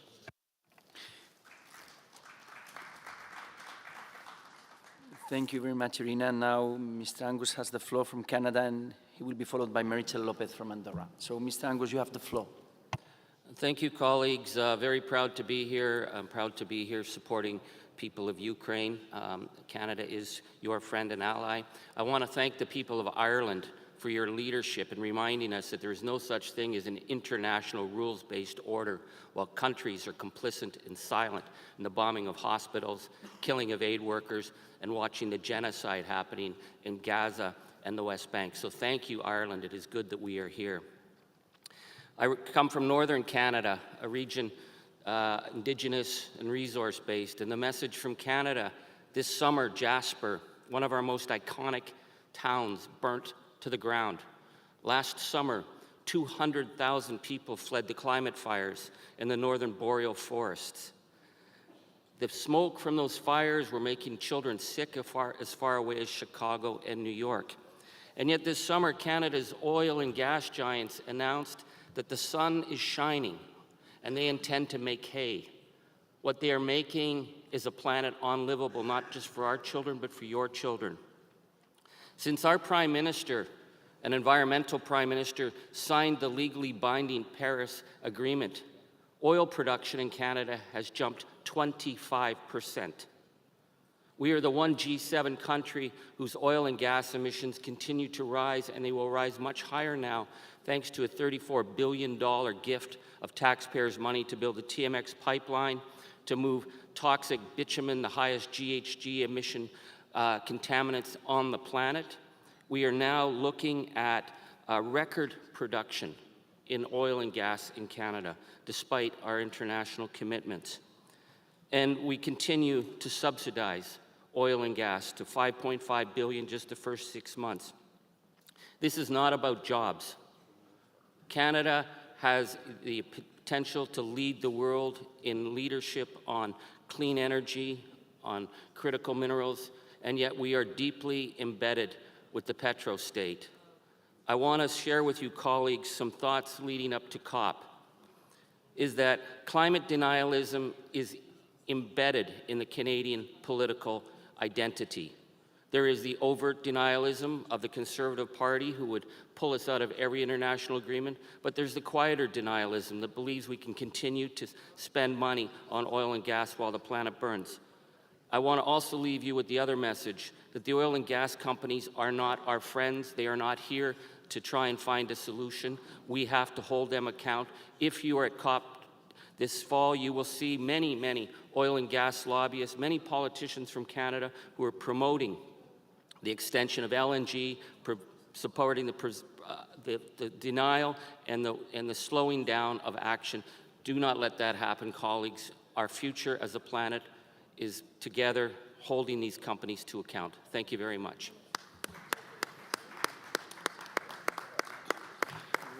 Thank you very much, Ms. Angus. Meritxell Lopez from Andorra has the floor, and she will be followed by Mr. Halil Snopce from North Macedonia. So, Meritxell, tienes la palabra, por favor. Thank you, Mr. Chair. We're at the decisive moment for our collective future. The climate crisis is not a distant threat. It is a reality we face today that demands a coordinated and ambitious response from us parliamentarians. As elected representatives, we have the responsibility to represent our citizens' best interests, to fulfill the commitments that we have in place, and to legislate in line of the objectives of decarbonization, energy efficiency, and fight against climate change. The fight against climate change and delivering on the Paris Agreement must be at the heart of our policies and legislative efforts, keeping in mind the balance between environmental protection, social cohesion, and sustainable economics, not as isolated elements, but as an interconnected ecosystem.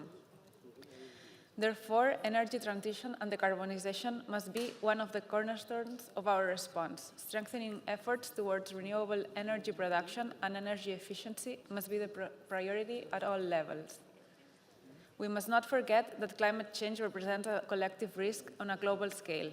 It poses an additional threat to geographically vulnerable areas and landlocked countries, and is also a multiplier factor of other risks to global security, such as forced migration and resource-based conflicts. Additionally, I want to strengthen the role that public administrations have as role models and accelerators of the adoption of these principles. As we look ahead of COP29, our role as parliamentarians is clear. We must ensure that promises are turned into real, effective policies. Thank you, Mr. Chair.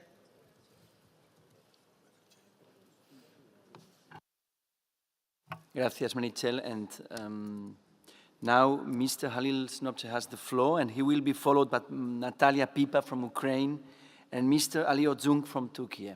So, Halil Snopce, you have the floor. Thank you, Mr. Chairman.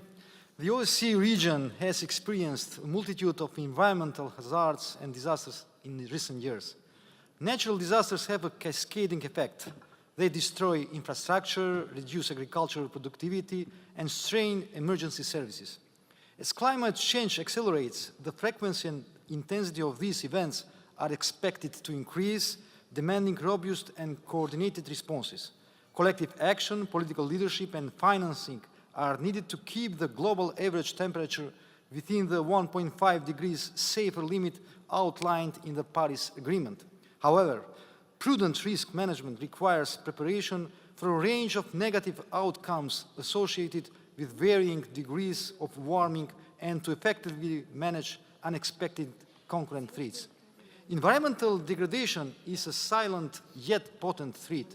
The contamination of air, water, and soil due to industrial activity, deforestation, and unsustainable agricultural practices is steadily undermining the health and well-being of our populations. Strengthening early warning systems and disaster preparedness, civil, youth, and community engagement is the must. The OSCE can support participating states in transitioning to greener economy economies promoting renewable energy and implementing sustainable land management practices. This includes advocating for policies that reduce carbon emissions and protect natural ecosystems. Dr. Walsh mentioned the Article 6 of Carbon Market Agreement, for example. As a good example is implementation of climate-smart agricultural practices that increase productivity while reducing greenhouse gas emissions and enhancing resilience to climate impacts. This requires support in research and development of drought-resistant crops and sustainable irrigation methods. By integrating these strategies into the comprehensive response framework, the OSCE area can effectively address the challenges posed by environmental hazards, disasters, degradation, and climate change-related security risks. This holistic approach will help build resilient communities, protect natural ecosystems, and promote sustainable development for future generations. The OSCE, with its broad mandate and inclusive approach, is well positioned to lead these efforts. However, success depends, as Mr. Ryan said, on the commitment and collaboration of all participating states. Ladies and gentlemen, let us reaffirm our dedication to safeguarding our environment and securing our future. By working together, we can build a resilient and sustainable OSCE region, one that can withstand the challenges of today and tomorrow. Thank you. Thank you very much. Now the floor is for Natalia Pip, and she will be followed by Ali Ozum from Turkey. Natalia, you have the floor. Dear colleagues, the urgency of addressing the climate crisis is recognized by most OSCE members, yet completely disregarded by one is Russia. The Russian Federation persists in employing environmental destruction as a military tactic, ranging from the blowing up of the Kakhovka hydroelectric dam in the Kherson region to the threats of potential nuclear explosion in the Zaporizhia region. To combat the global climate crisis in Europe, our top priority must be stopping one of its most significant destructions in recent times. The continuous Russian invasion of Ukraine is a global threat to ecology. Currently, due to the Russian actions, our region is no longer able to fully commit and consistent transition towards sustainable, but instead experiencing a backsliding. The Ukrainian Minister on Environmental Protection, Ruslan Strelets, reported that over 5,500 ecological crimes have been committed by Russia in Ukraine, with total damages exceeding $60 billion.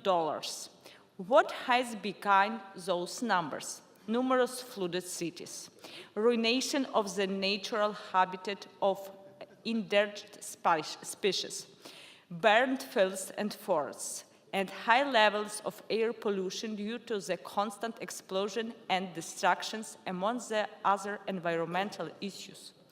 Almost 600 species of fauna and 750 species of flora are under threat of extinction.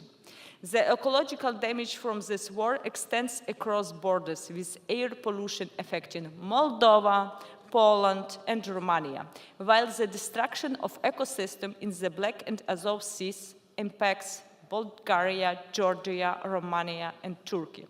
Ukraine is committed to Additional Protocol 1 to the Geneva Convention of 7 August 1949, specifically Article 55, which guarantees the protection of the natural environment. Therefore, we are continuously documenting and investigating ecological crimes. Last winter, Ukraine issued the first ever notice of suspicion of ecocide to the Russian generals responsible of authorizing the 74 strikes of a nuclear facility in Kharkiv. However, Russia persists in weaponizing environmental threats as a strategy in warfare. As Ukrainian Minister of Foreign Affairs Andriy Sybiga stated, the Russian Federation is now planning attacks on critical nuclear energy infrastructure in Ukraine ahead of the winter season. Members of Parliament should advocate for more preventive measures, including sanctions, support for Ukraine's defense capabilities, and the establishment of legal mechanisms to ensure accountability on environmental damage by Russia. Russia must be stopped and punished for its action to secure a sustainable future for the region. Weapon and that we are standing together. It is something that can stop Russia and can stop ecocide in Europe and in the world. Thank you.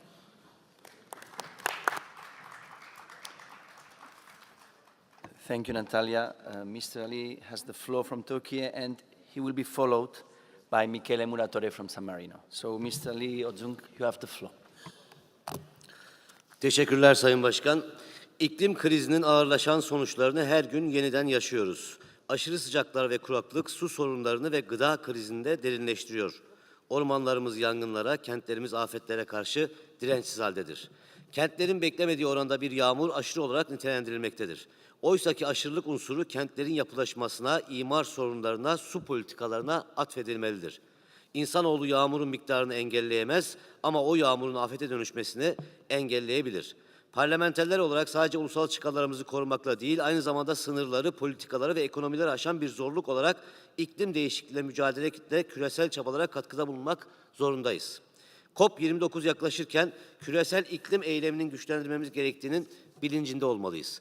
Bilim bu konuda net ve küresel ısınmayı 1,5 dereceyle sınırlama konusunda fırsat penceresi maalesef hızla kapanmaktadır. İklim değişikliğinden büyük ölçüde etkilenen Türkiye, aşırı hava olaylarından uzun süreli kuraklıklara kadar iklim krizinin etkileriyle karşı karşıyadır.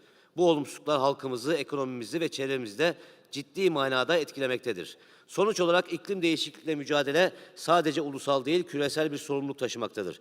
Ortak bir geleceği korumak için kararlı adımlar atmamız ve küresel iklim eylemine katkıda bulunmamız gerekmektedir. Her bir adım gelecek nesillere daha yaşanabilir bir dünya bırakmamız açısından büyük önem taşımaktadır.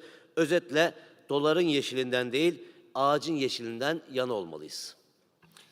Distinguished Chair Pons, valuable colleagues, we experience the worsening consequences of the climate crisis every day. Extreme heat and drought deepen water problems and food crisis. Our forests are vulnerable to fires and our cities are vulnerable to disasters.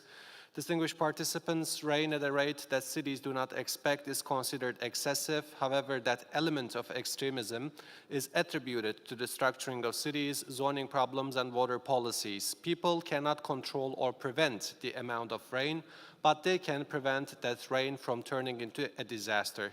As parliamentarians, we have a responsibility not only to protect our national interests, but also to contribute to global efforts to combat climate change, a challenge that transcends borders, policies, and economies.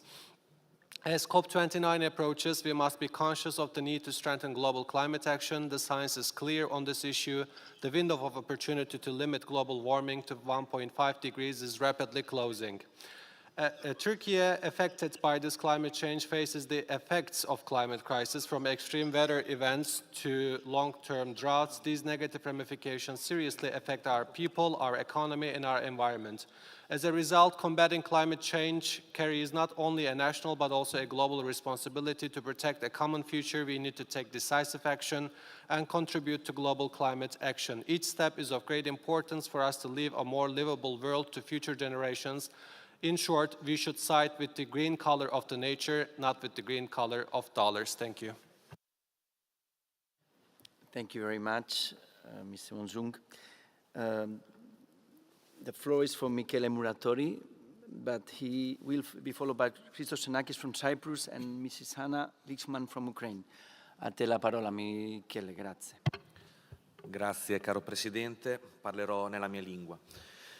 Cari colleghi, siamo di fronte alla più grande sfida della nostra epoca, ovvero la crisi climatica.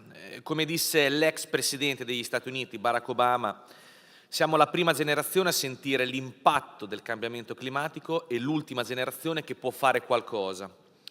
Non c'è più tempo per promesse vuote o azioni lente. A pochi mesi dalla COP29 il mondo ci chiede leadership, coraggio e visione.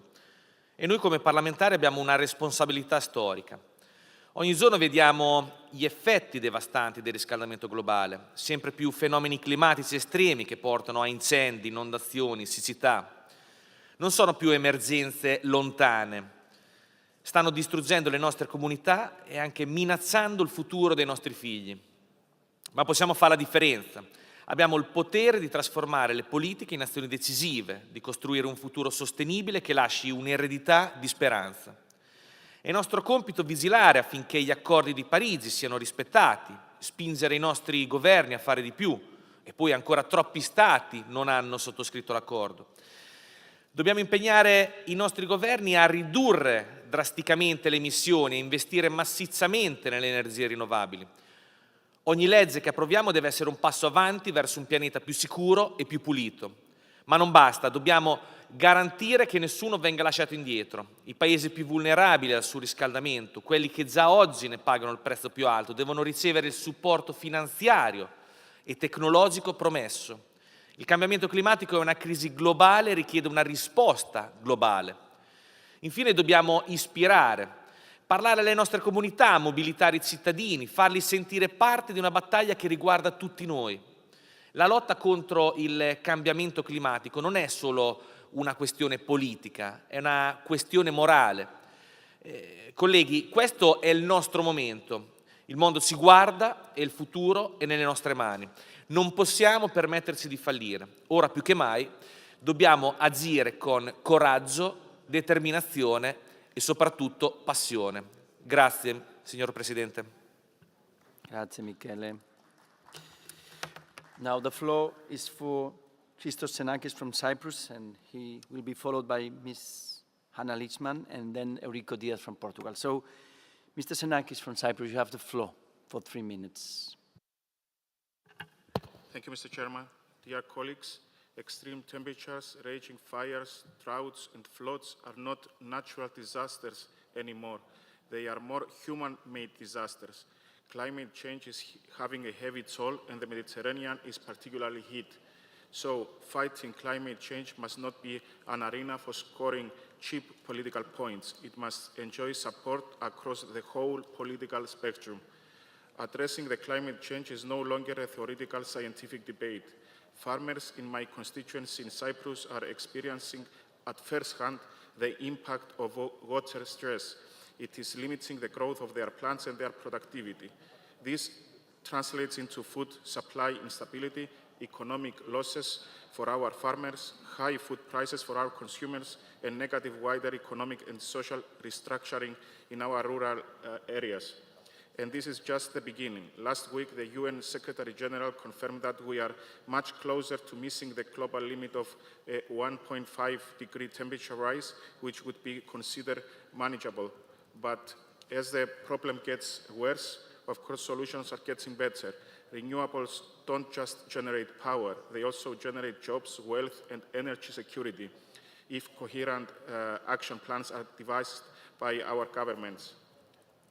By next year, every country must produce an ambitious new national climate action plan. We must bring together national economic strategies, sustainable development priorities, and climate ambitions. We must align with the 1.5 degree limit and contribute to every one of the COP28 energy transmission targets. COP29 is in a few weeks' time. It must deliver a significant new finance goal. We need a loss and damage fund that meets the scale of the challenge. As parliamentarians, we need to use our legislative function to make sure that we prioritize the creation and implementation of robust climate policies and in promoting the production and use of renewable energy. We also have to use our oversight function to hold our governments accountable for their climate commitments. This involves rigorous oversight of climate action plans by national parliaments and ensuring that funds allocated for climate initiatives are used effectively.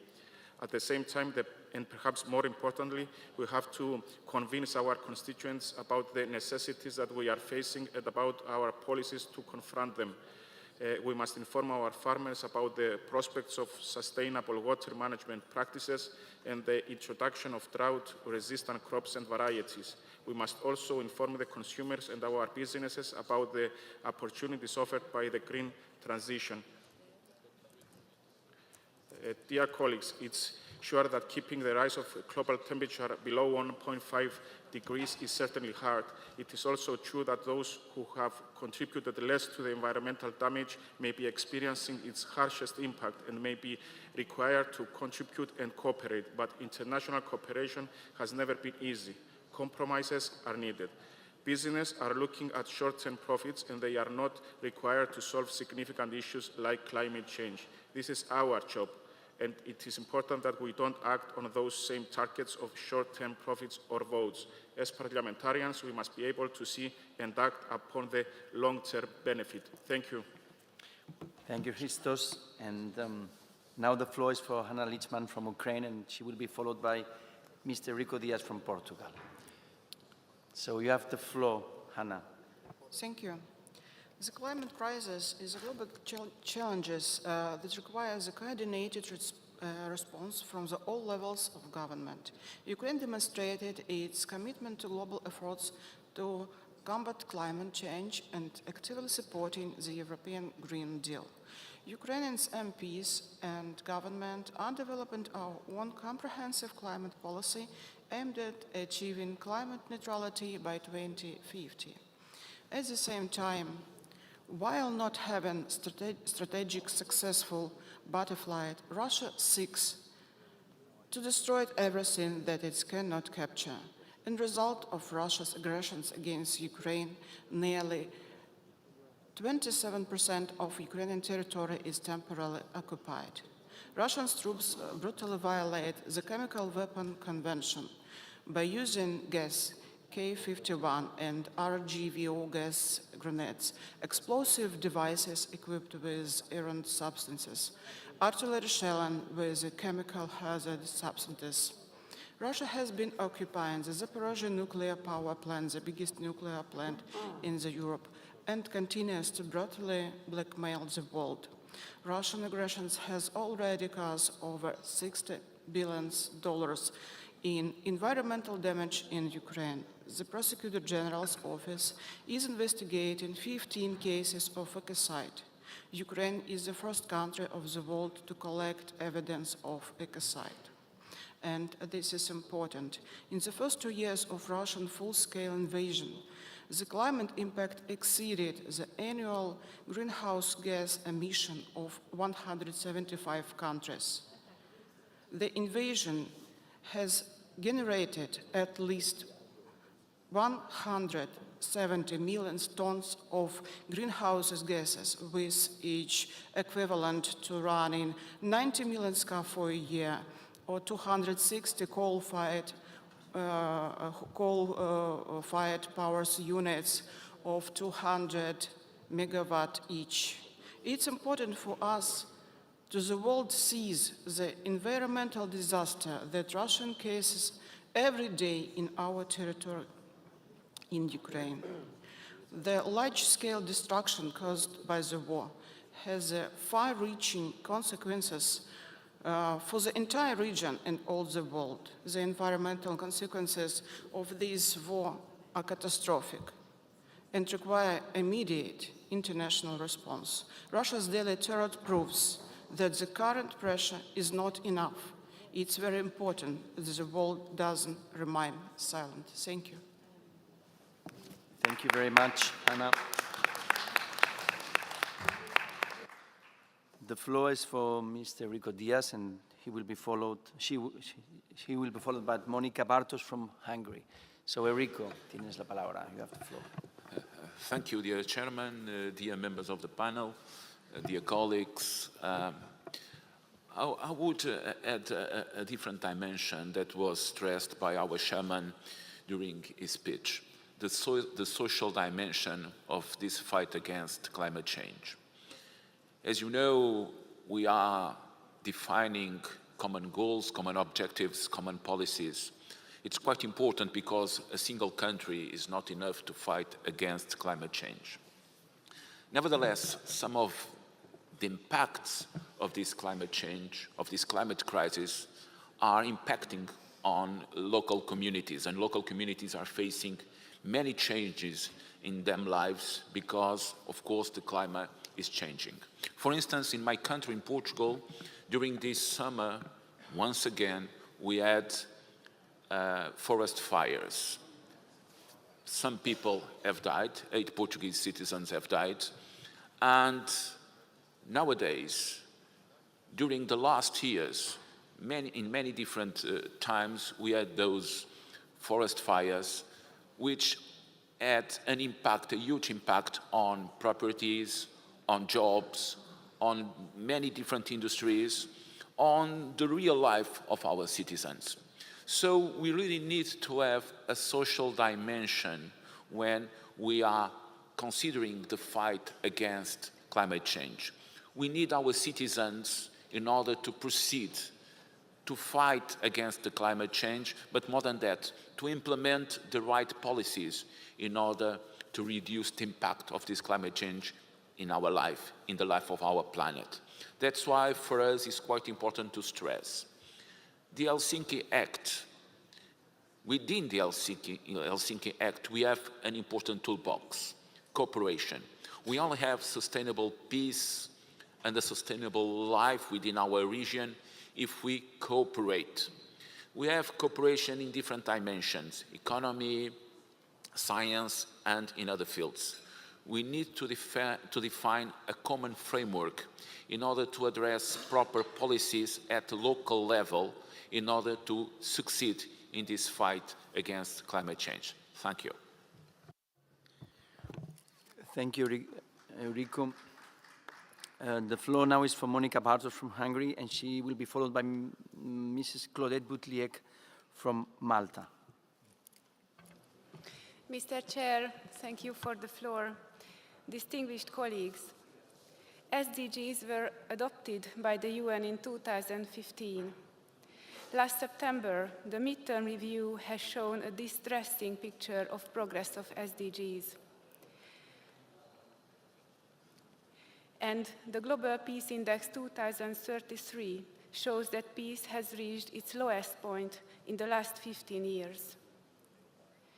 In my opinion, the implementation of the SDGs is one of the most effective tools for peace building and conflict management.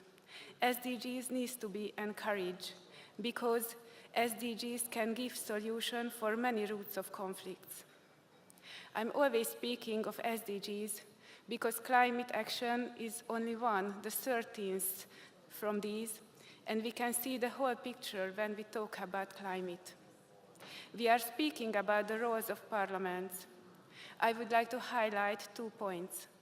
I'm engineer of nature conservation and rural development by profession. Nevertheless, I face limits of my knowledge every day. Education and training is important for me, for everybody, and it's also necessary for decision makers. Sharing of up-to-date information and collaboration is essential because the crisis is significant and the world changes rapidly. The second point I would like to raise up that parliaments have a very important role to play in facilitating adaptation and transition. Because of it, I would like to raise a topic, a question. We often hear that we are in the 14th hour on climate change and that we need to break with traditional but now updated benchmarks such as GDP. In previous years, the UN has started to work on solutions beyond GDP, a system of indicators that takes account of negative externalities as well as the positive ones and better tracks the complexity of the system. I respectfully ask where we stand in this respect at the moment.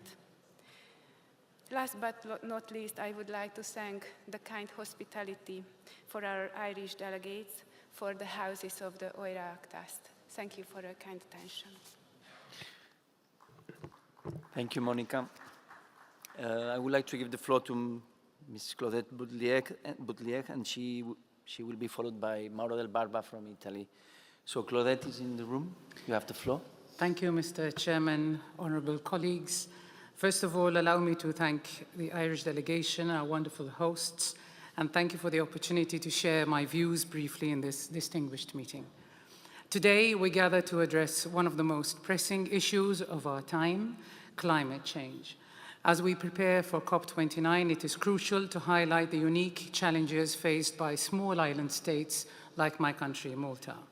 My country is very resilient and has faced massive challenges throughout history, but like other small island states, it is particularly vulnerable to climate change.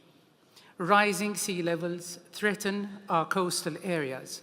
This not only jeopardizes food security, but also forces communities to migrate and will undeniably lead to increased health issues.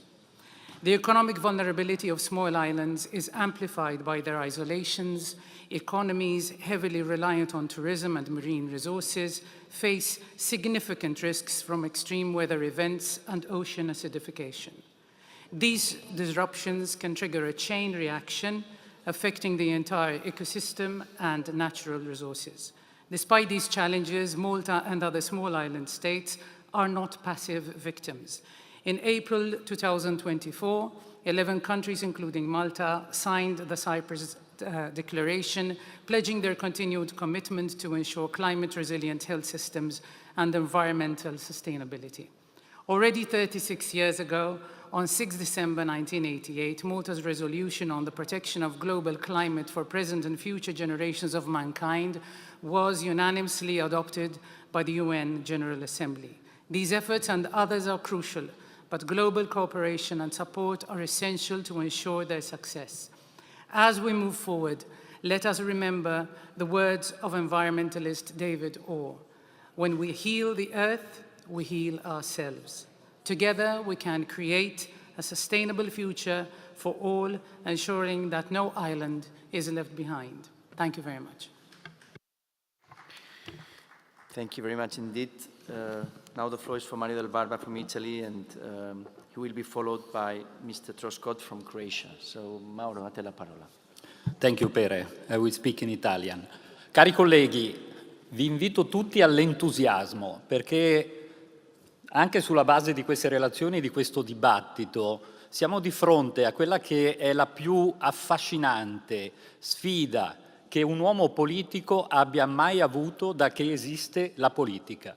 Come politici siamo fortunati, non potremmo vivere in un'epoca migliore di questa per mettere alla prova le nostre capacità. Credo che il tema del global warming, soprattutto se affrontato connesso al tema della sostenibilità sociale e ambientale nella sua interezza, rappresenti davvero questa sfida. E ci ricordava il professor Schi che è una questione fisica e chimica, ma che soprattutto deve trovare una soluzione politica. Ecco, io allora vorrei dire che noi politici, che dobbiamo prendere delle scelte importanti, abbiamo però bisogno ancora da parte della scienza che l'economia e la sociologia facciano anche loro la propria parte. Troppi professori di economia insegnano ancora una materia velenosa, tossica nelle università, quando dovrebbero cambiare i loro schemi di insegnamento. Cosa voglio dire? Voglio dire che è chiaro che la soluzione che noi dobbiamo prospettare ai nostri cittadini passa attraverso dei cambiamenti radicali che vanno almeno su due piani. Uno di tipo culturale, ma oserei dire etico, che deve profondamente cambiare i modelli, i paradigmi su cui si basano i nostri comportamenti e il mercato, e quello principale del capitalismo basato sul profitto, che non basta più a dirigere le nostre azioni e le azioni delle nostre comunità. E uno, come ci è stato ricordato, tecnico.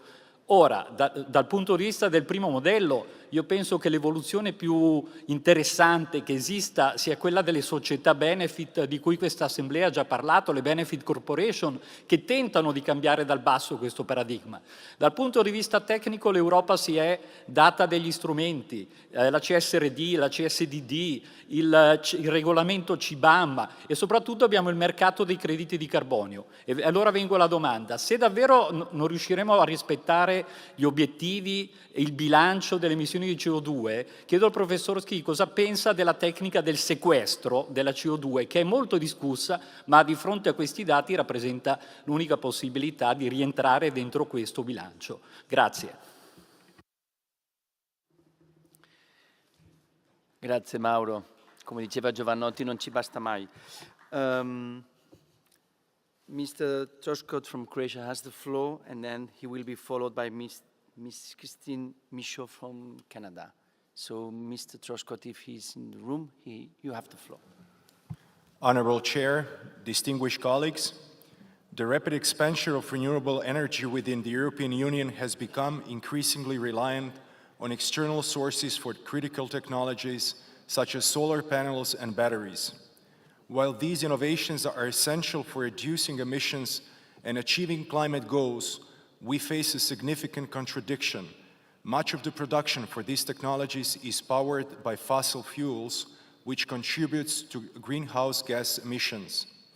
This paradox not only undermines our climate objectives, but also exposes the EU to vulnerabilities associated with dependence on foreign imports.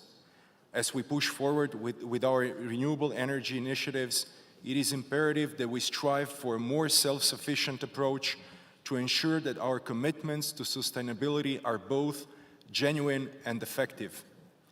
The second pillar of our energy strategy emphasizes the need for finance. However, the EU Green Deal has faced significant scrutiny.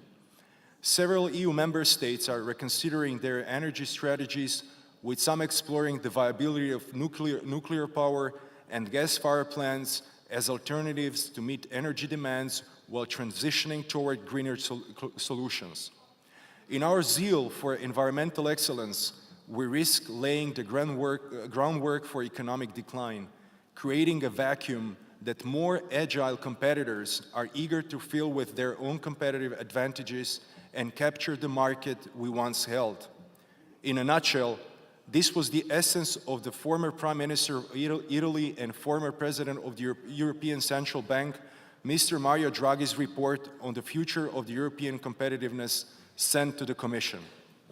Many European countries, including Croatia, face challenges with grid capacity to support renewable energy. To address this, Croatia is investing in geothermal energy as part of our contribution, but hybrid solutions like gas-fired power stations are necessary to prevent system failures, especially during critical periods such as tourist season. Additionally, the LNG terminal on the island of Kirk, constructed as part of the EU project of common interest, plays a vital role in securing reliable gas supplies to Central and Southeast Europe, further enhancing our energy resilience. I contend that enhancing ambition and enabling action can only be effective when grounded in a balanced approach, one that ensures energy and environmental transitions do not undermine our economic competitiveness and growth. Striking this balance is essential for fostering sustainable progress that benefits both the planet and our economies. Thank you very much. Thank you, and thank you for mentioning the Draghi report, which is extremely challenging, I think. So now Madame Michaud has the floor, and she will be followed by Mrs. Lid Galastian from Armenia. Madame Michaud, vous avez la parole. Merci, Monsieur le Président. Chers amis, c'est un plaisir de participer à cette réunion d'automne de l'Assemblée parlementaire de l'OSCE. Avant tout, un mot sur la situation en Ukraine. Je tiens à réitérer notre soutien indéfectible pour la souveraineté, l'indépendance et l'intégrité territoriale de l'Ukraine. En ce qui concerne la situation au Moyen-Orient, je salue la reconnaissance de l'État palestinien par notre pays hôte et je m'explique mal la décision du Canada de tarder à faire de même. Dans les circonstances, un cessez-le-feu est crucial et urgent. Maintenant, le rôle des parlementaires face à la crise climatique est plus essentiel que jamais. Évidemment, avec la résolution des différents conflits dans le monde, c'est l'un des défis les plus importants auxquels nous sommes confrontés. Il n'y a pas très longtemps, on parlait des conséquences à venir des changements climatiques et de quelle façon il fallait s'y préparer. Aujourd'hui, nous avons les deux pieds dedans. Nous parlons maintenant de mitigation et d'adaptation, alors que la plupart de nos communautés sont déjà fortement frappées. L'été 2024 a été le plus chaud jamais enregistré dans le monde. Le Canada, les États-Unis, l'Australie, l'Allemagne et de nombreux autres pays ont subi canicules, inondations, sécheresses et incendies sans précédent. Ces dérèglements climatiques sont causés par l'activité humaine. C'est pourquoi il est de notre devoir, nous, élus, de modifier nos habitudes et prendre les actions politiques qui s'imposent. La seule réponse sûre pour s'attaquer à la cause profonde du réchauffement climatique est l'abandon rapide des combustibles fossiles et le financement d'une transition verte, juste, équitable, rapide et définitive vers les sources d'énergie renouvelables. L'énergie solaire, l'éolien et l'hydroélectricité sont des gages de succès. Il suffit d'avoir un peu de courage politique pour les exploiter. Le Canada, comme plusieurs autres pays, est à la traîne et doit revoir son modèle économique le plus rapidement possible, à commencer par cesser de financer à même la poche des contribuables les industries les plus polluantes qui font des milliards de profits chaque année. Je suis profondément convaincue que les COP demeurent essentielles, mais le fait qu'elles se déroulent dans des monarchies pétrolières comme les Émirats arabes unis et des pays riches en pétrole comme l'Azerbaïdjan montrent toutes les contradictions de notre lutte. Soyons plus ambitieux, passons de la parole aux actes, c'est l'avenir des générations futures qui est en jeu. Merci.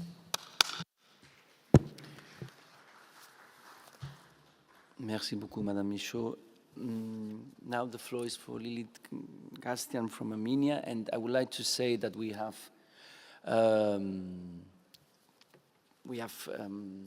Madame Walsh and Professor Ski who, that want to react. So we need to be a little bit more precise with the speech. I will try to give the floor to everybody, but please stick to maximum 2 minutes, and then we will have the opportunity to exchange with the panelists. So please, now Madame Galstian, and then it will be followed by Mr. Ville Skinnard from Finland. So Madame Galstian, you have the floor.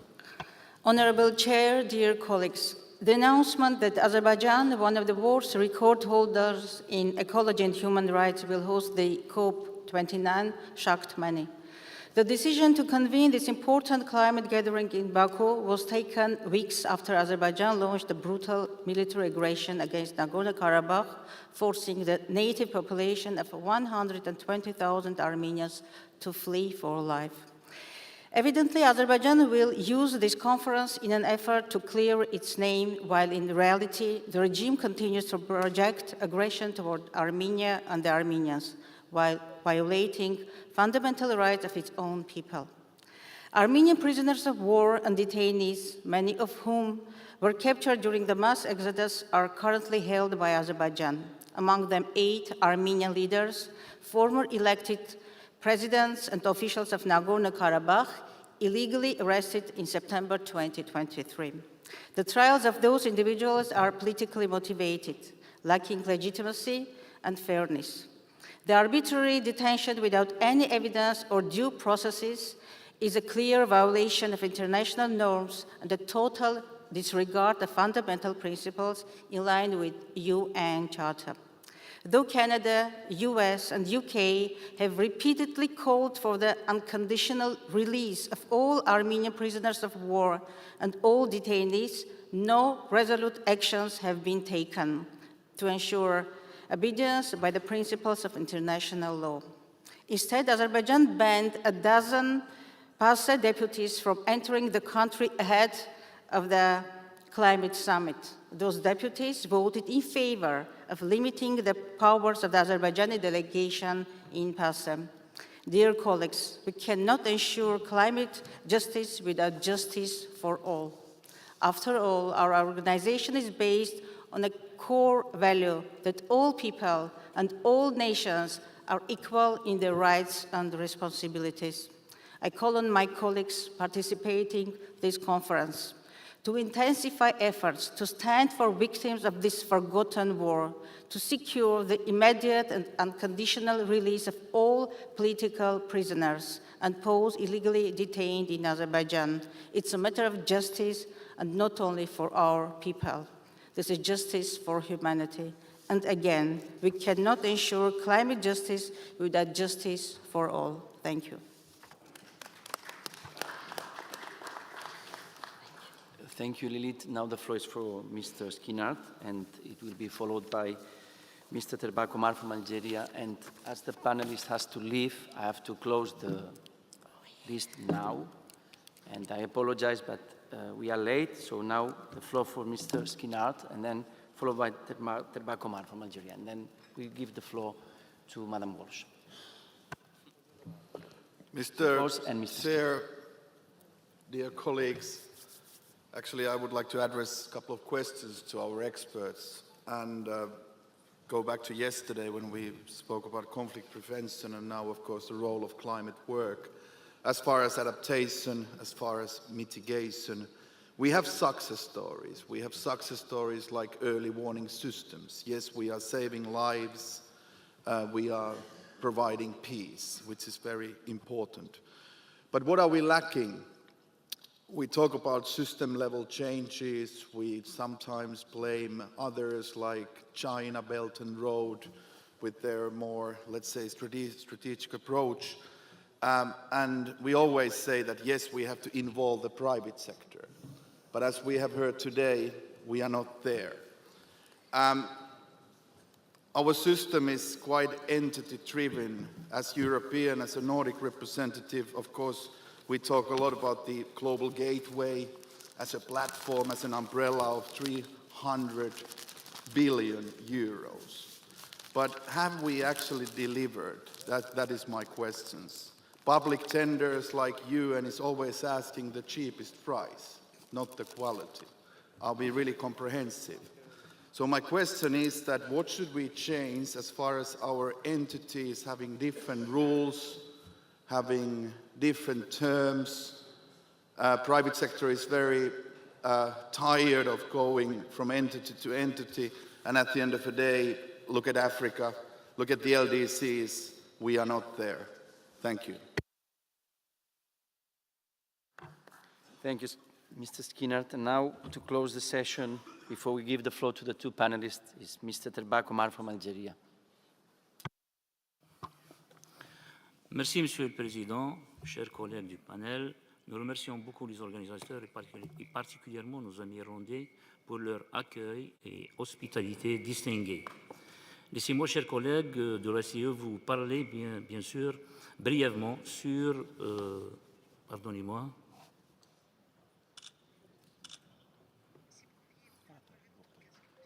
Oui. Donc j'ai dit, laissez-moi, mes chers collègues et amis de l'OSCE, vous parler brièvement sur l'expérience algérienne qu'elle a tenue, mais aussi de ses exigences vis-à-vis de la communauté internationale.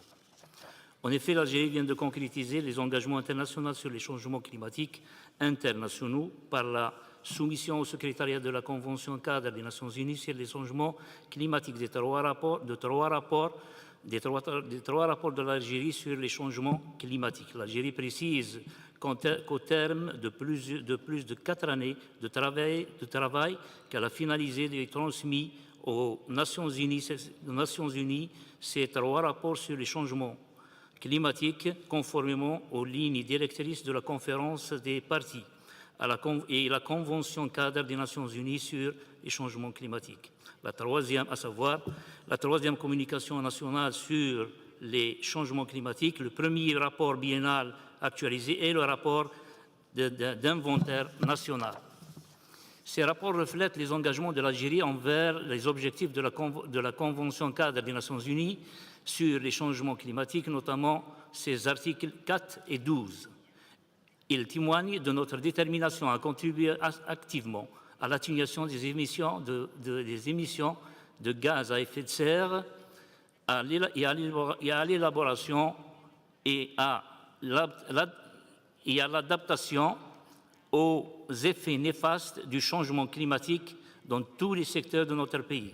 L'Algérie souligne que ces rapports attestent de la transparence sur les activités de l'Algérie contre les changements climatiques auprès de la communauté internationale et témoigne surtout de l'engagement de l'Algérie dans la lutte contre les changements et de la contribution aux efforts de préservation de notre planète pour les générations futures. Ce travail de longue haleine aboutit grâce aux engagements et aux efforts fournis par tous les secteurs qui ont contribué à l'élaboration de ce rapport, qui ont bénéficié du soutien du programme des Nations Unies pour le développement de l'agence et de la coopération allemande GIZ et du secrétariat.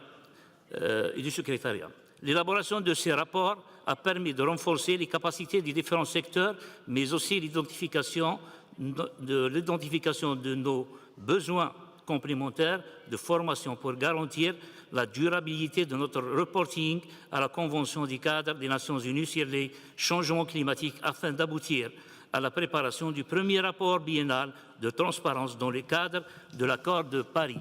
La stratégie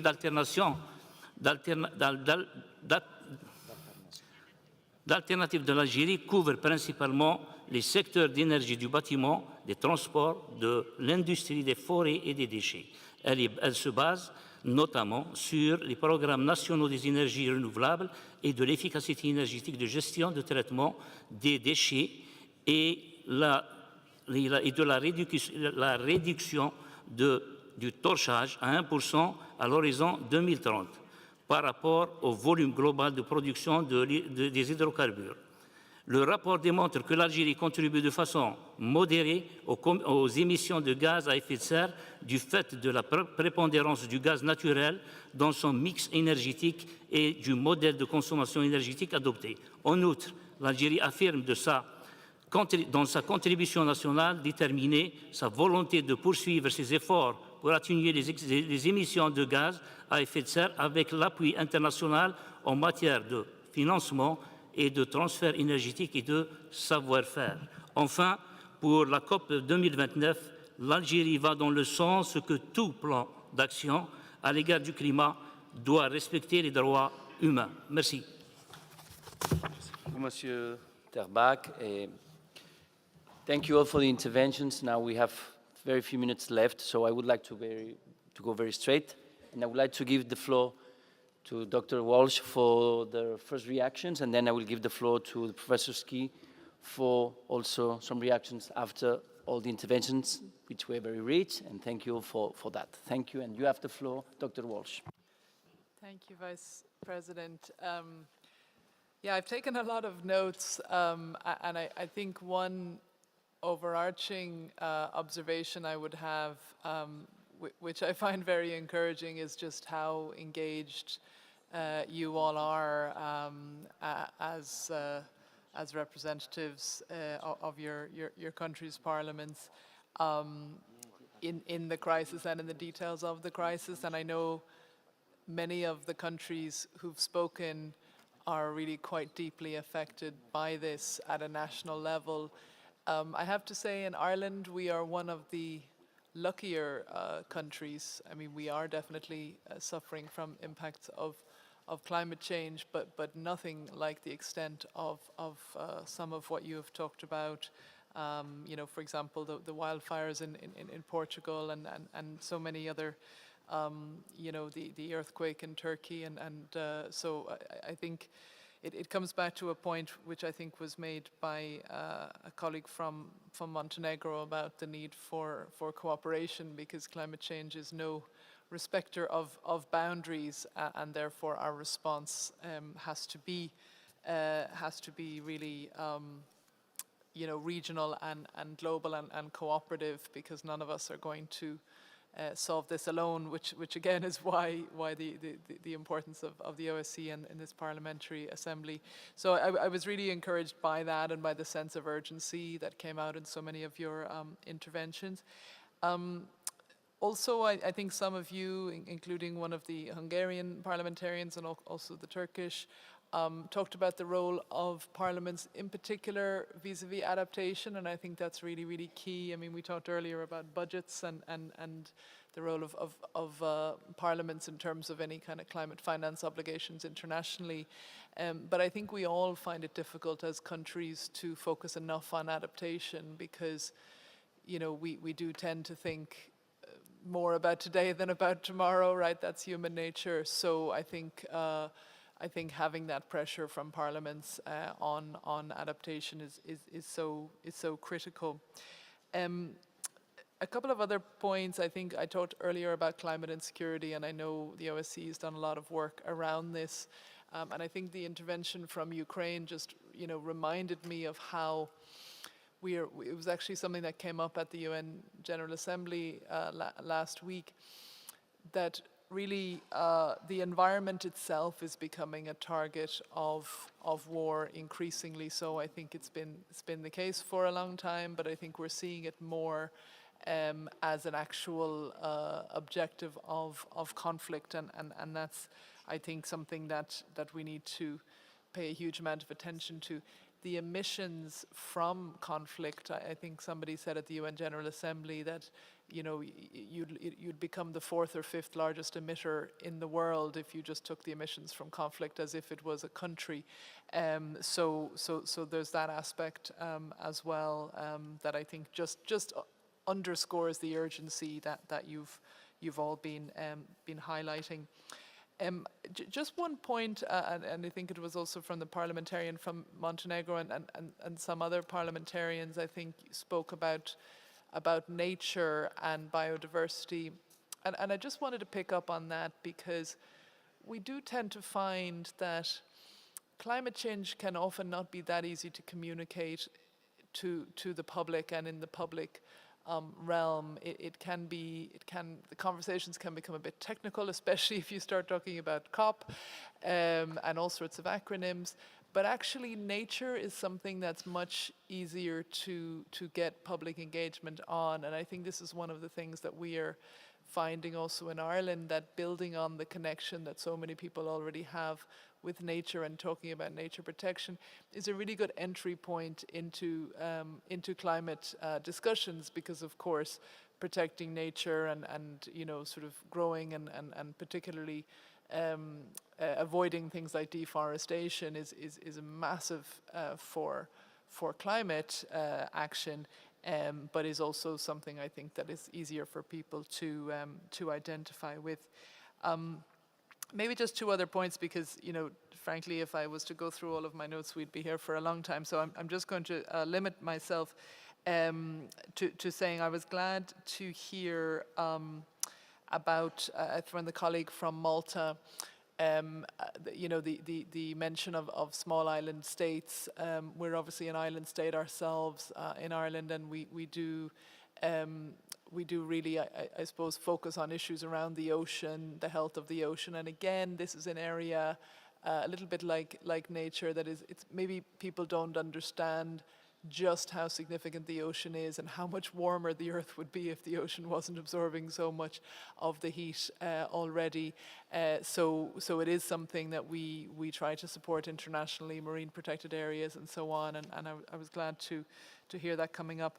And then maybe a final point, but then I do have one question to respond to from the Finnish colleague. The final point, Vice President, something you said as well about the intersection of climate and health, and I think this is kind of an area where we're really just realizing how much we still have to do in the intersection of climate and health.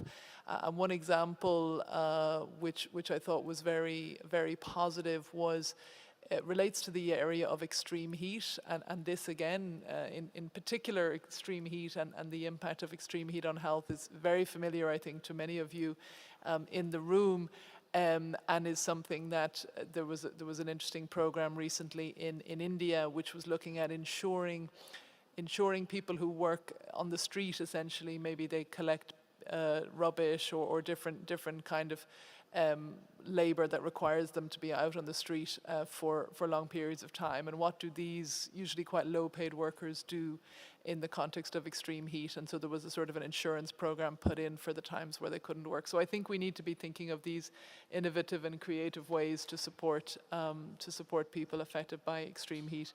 And then just the last point, because it was a specific question from Finland about the role of the private sector. And I will just say, I think this is really difficult, particularly in the area where we mostly focus in Ireland in our international work on adaptation.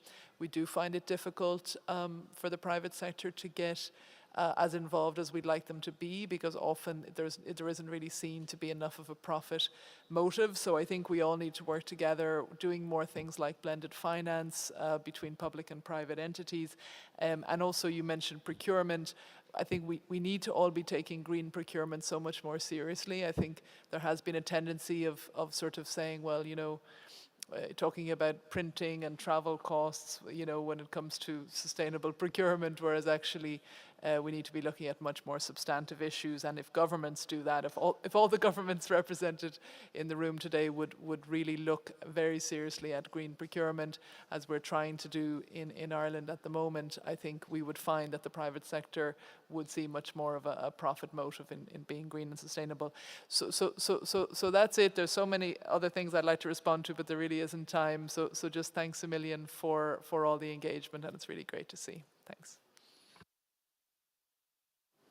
So thank you very much, Dr. Walsh, and I think I would like to hear the reactions of Professor Ski, if he's still connected, and I think he's still connected, and it would be fantastic if you can react to the panel, to the interventions, and we still have a couple of minutes left. So yeah, you have 6-7 minutes to react.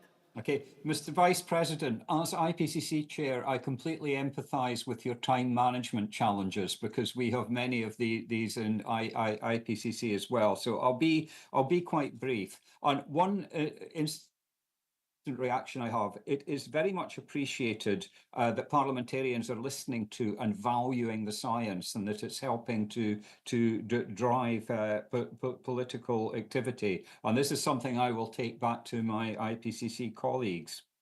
I'm also very pleased to hear, I hear lots of expressions that among parliamentarians, there is the political will to undertake ambitious climate action. The question is, can this be transferred to governments who really hold the levers in terms of scaling up ambitious action?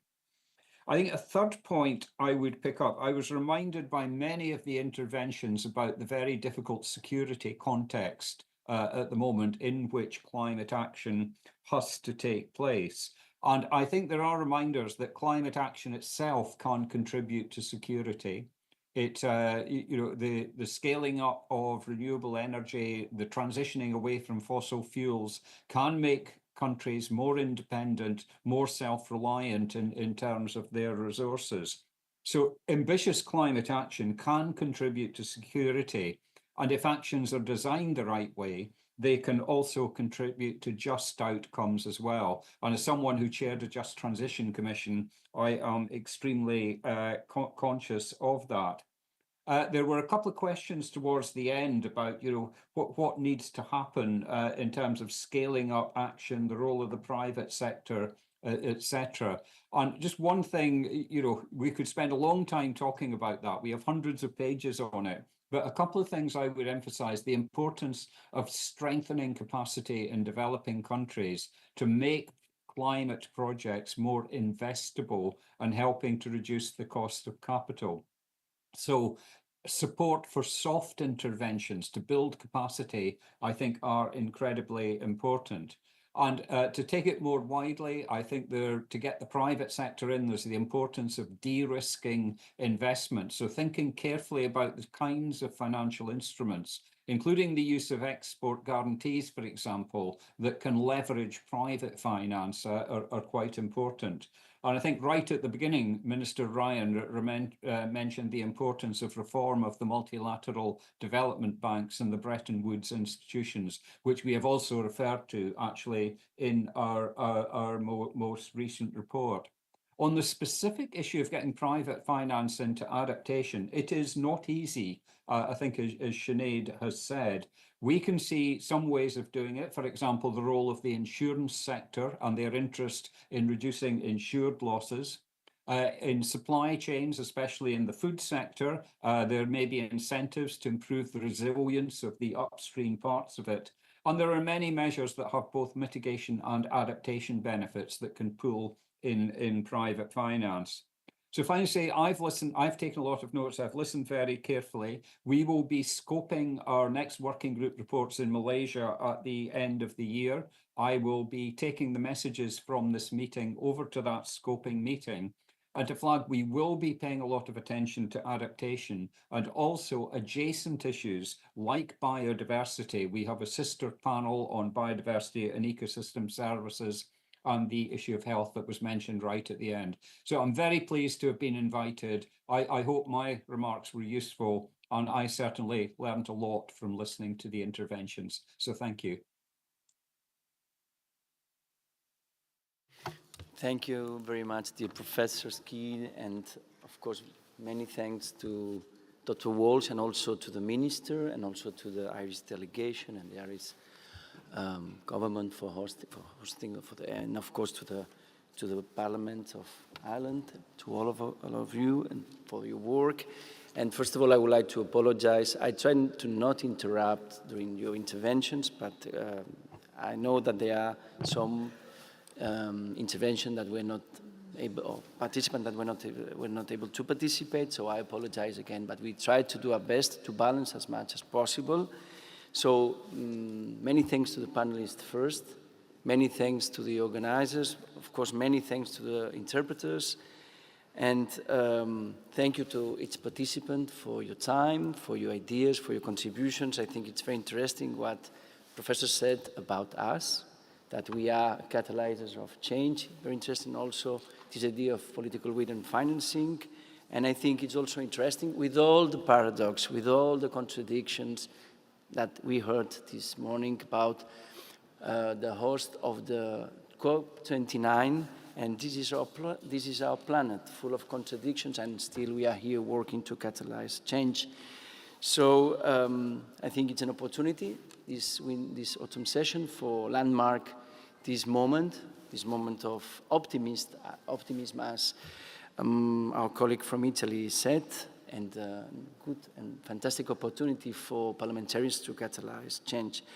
So thank you all. I think we have a little bit of time for a break, and yeah, we still have some work ahead during today, and of course the Mediterranean for tomorrow. So thank you, and again I want to apologize if I was not making happy everybody. Thank you.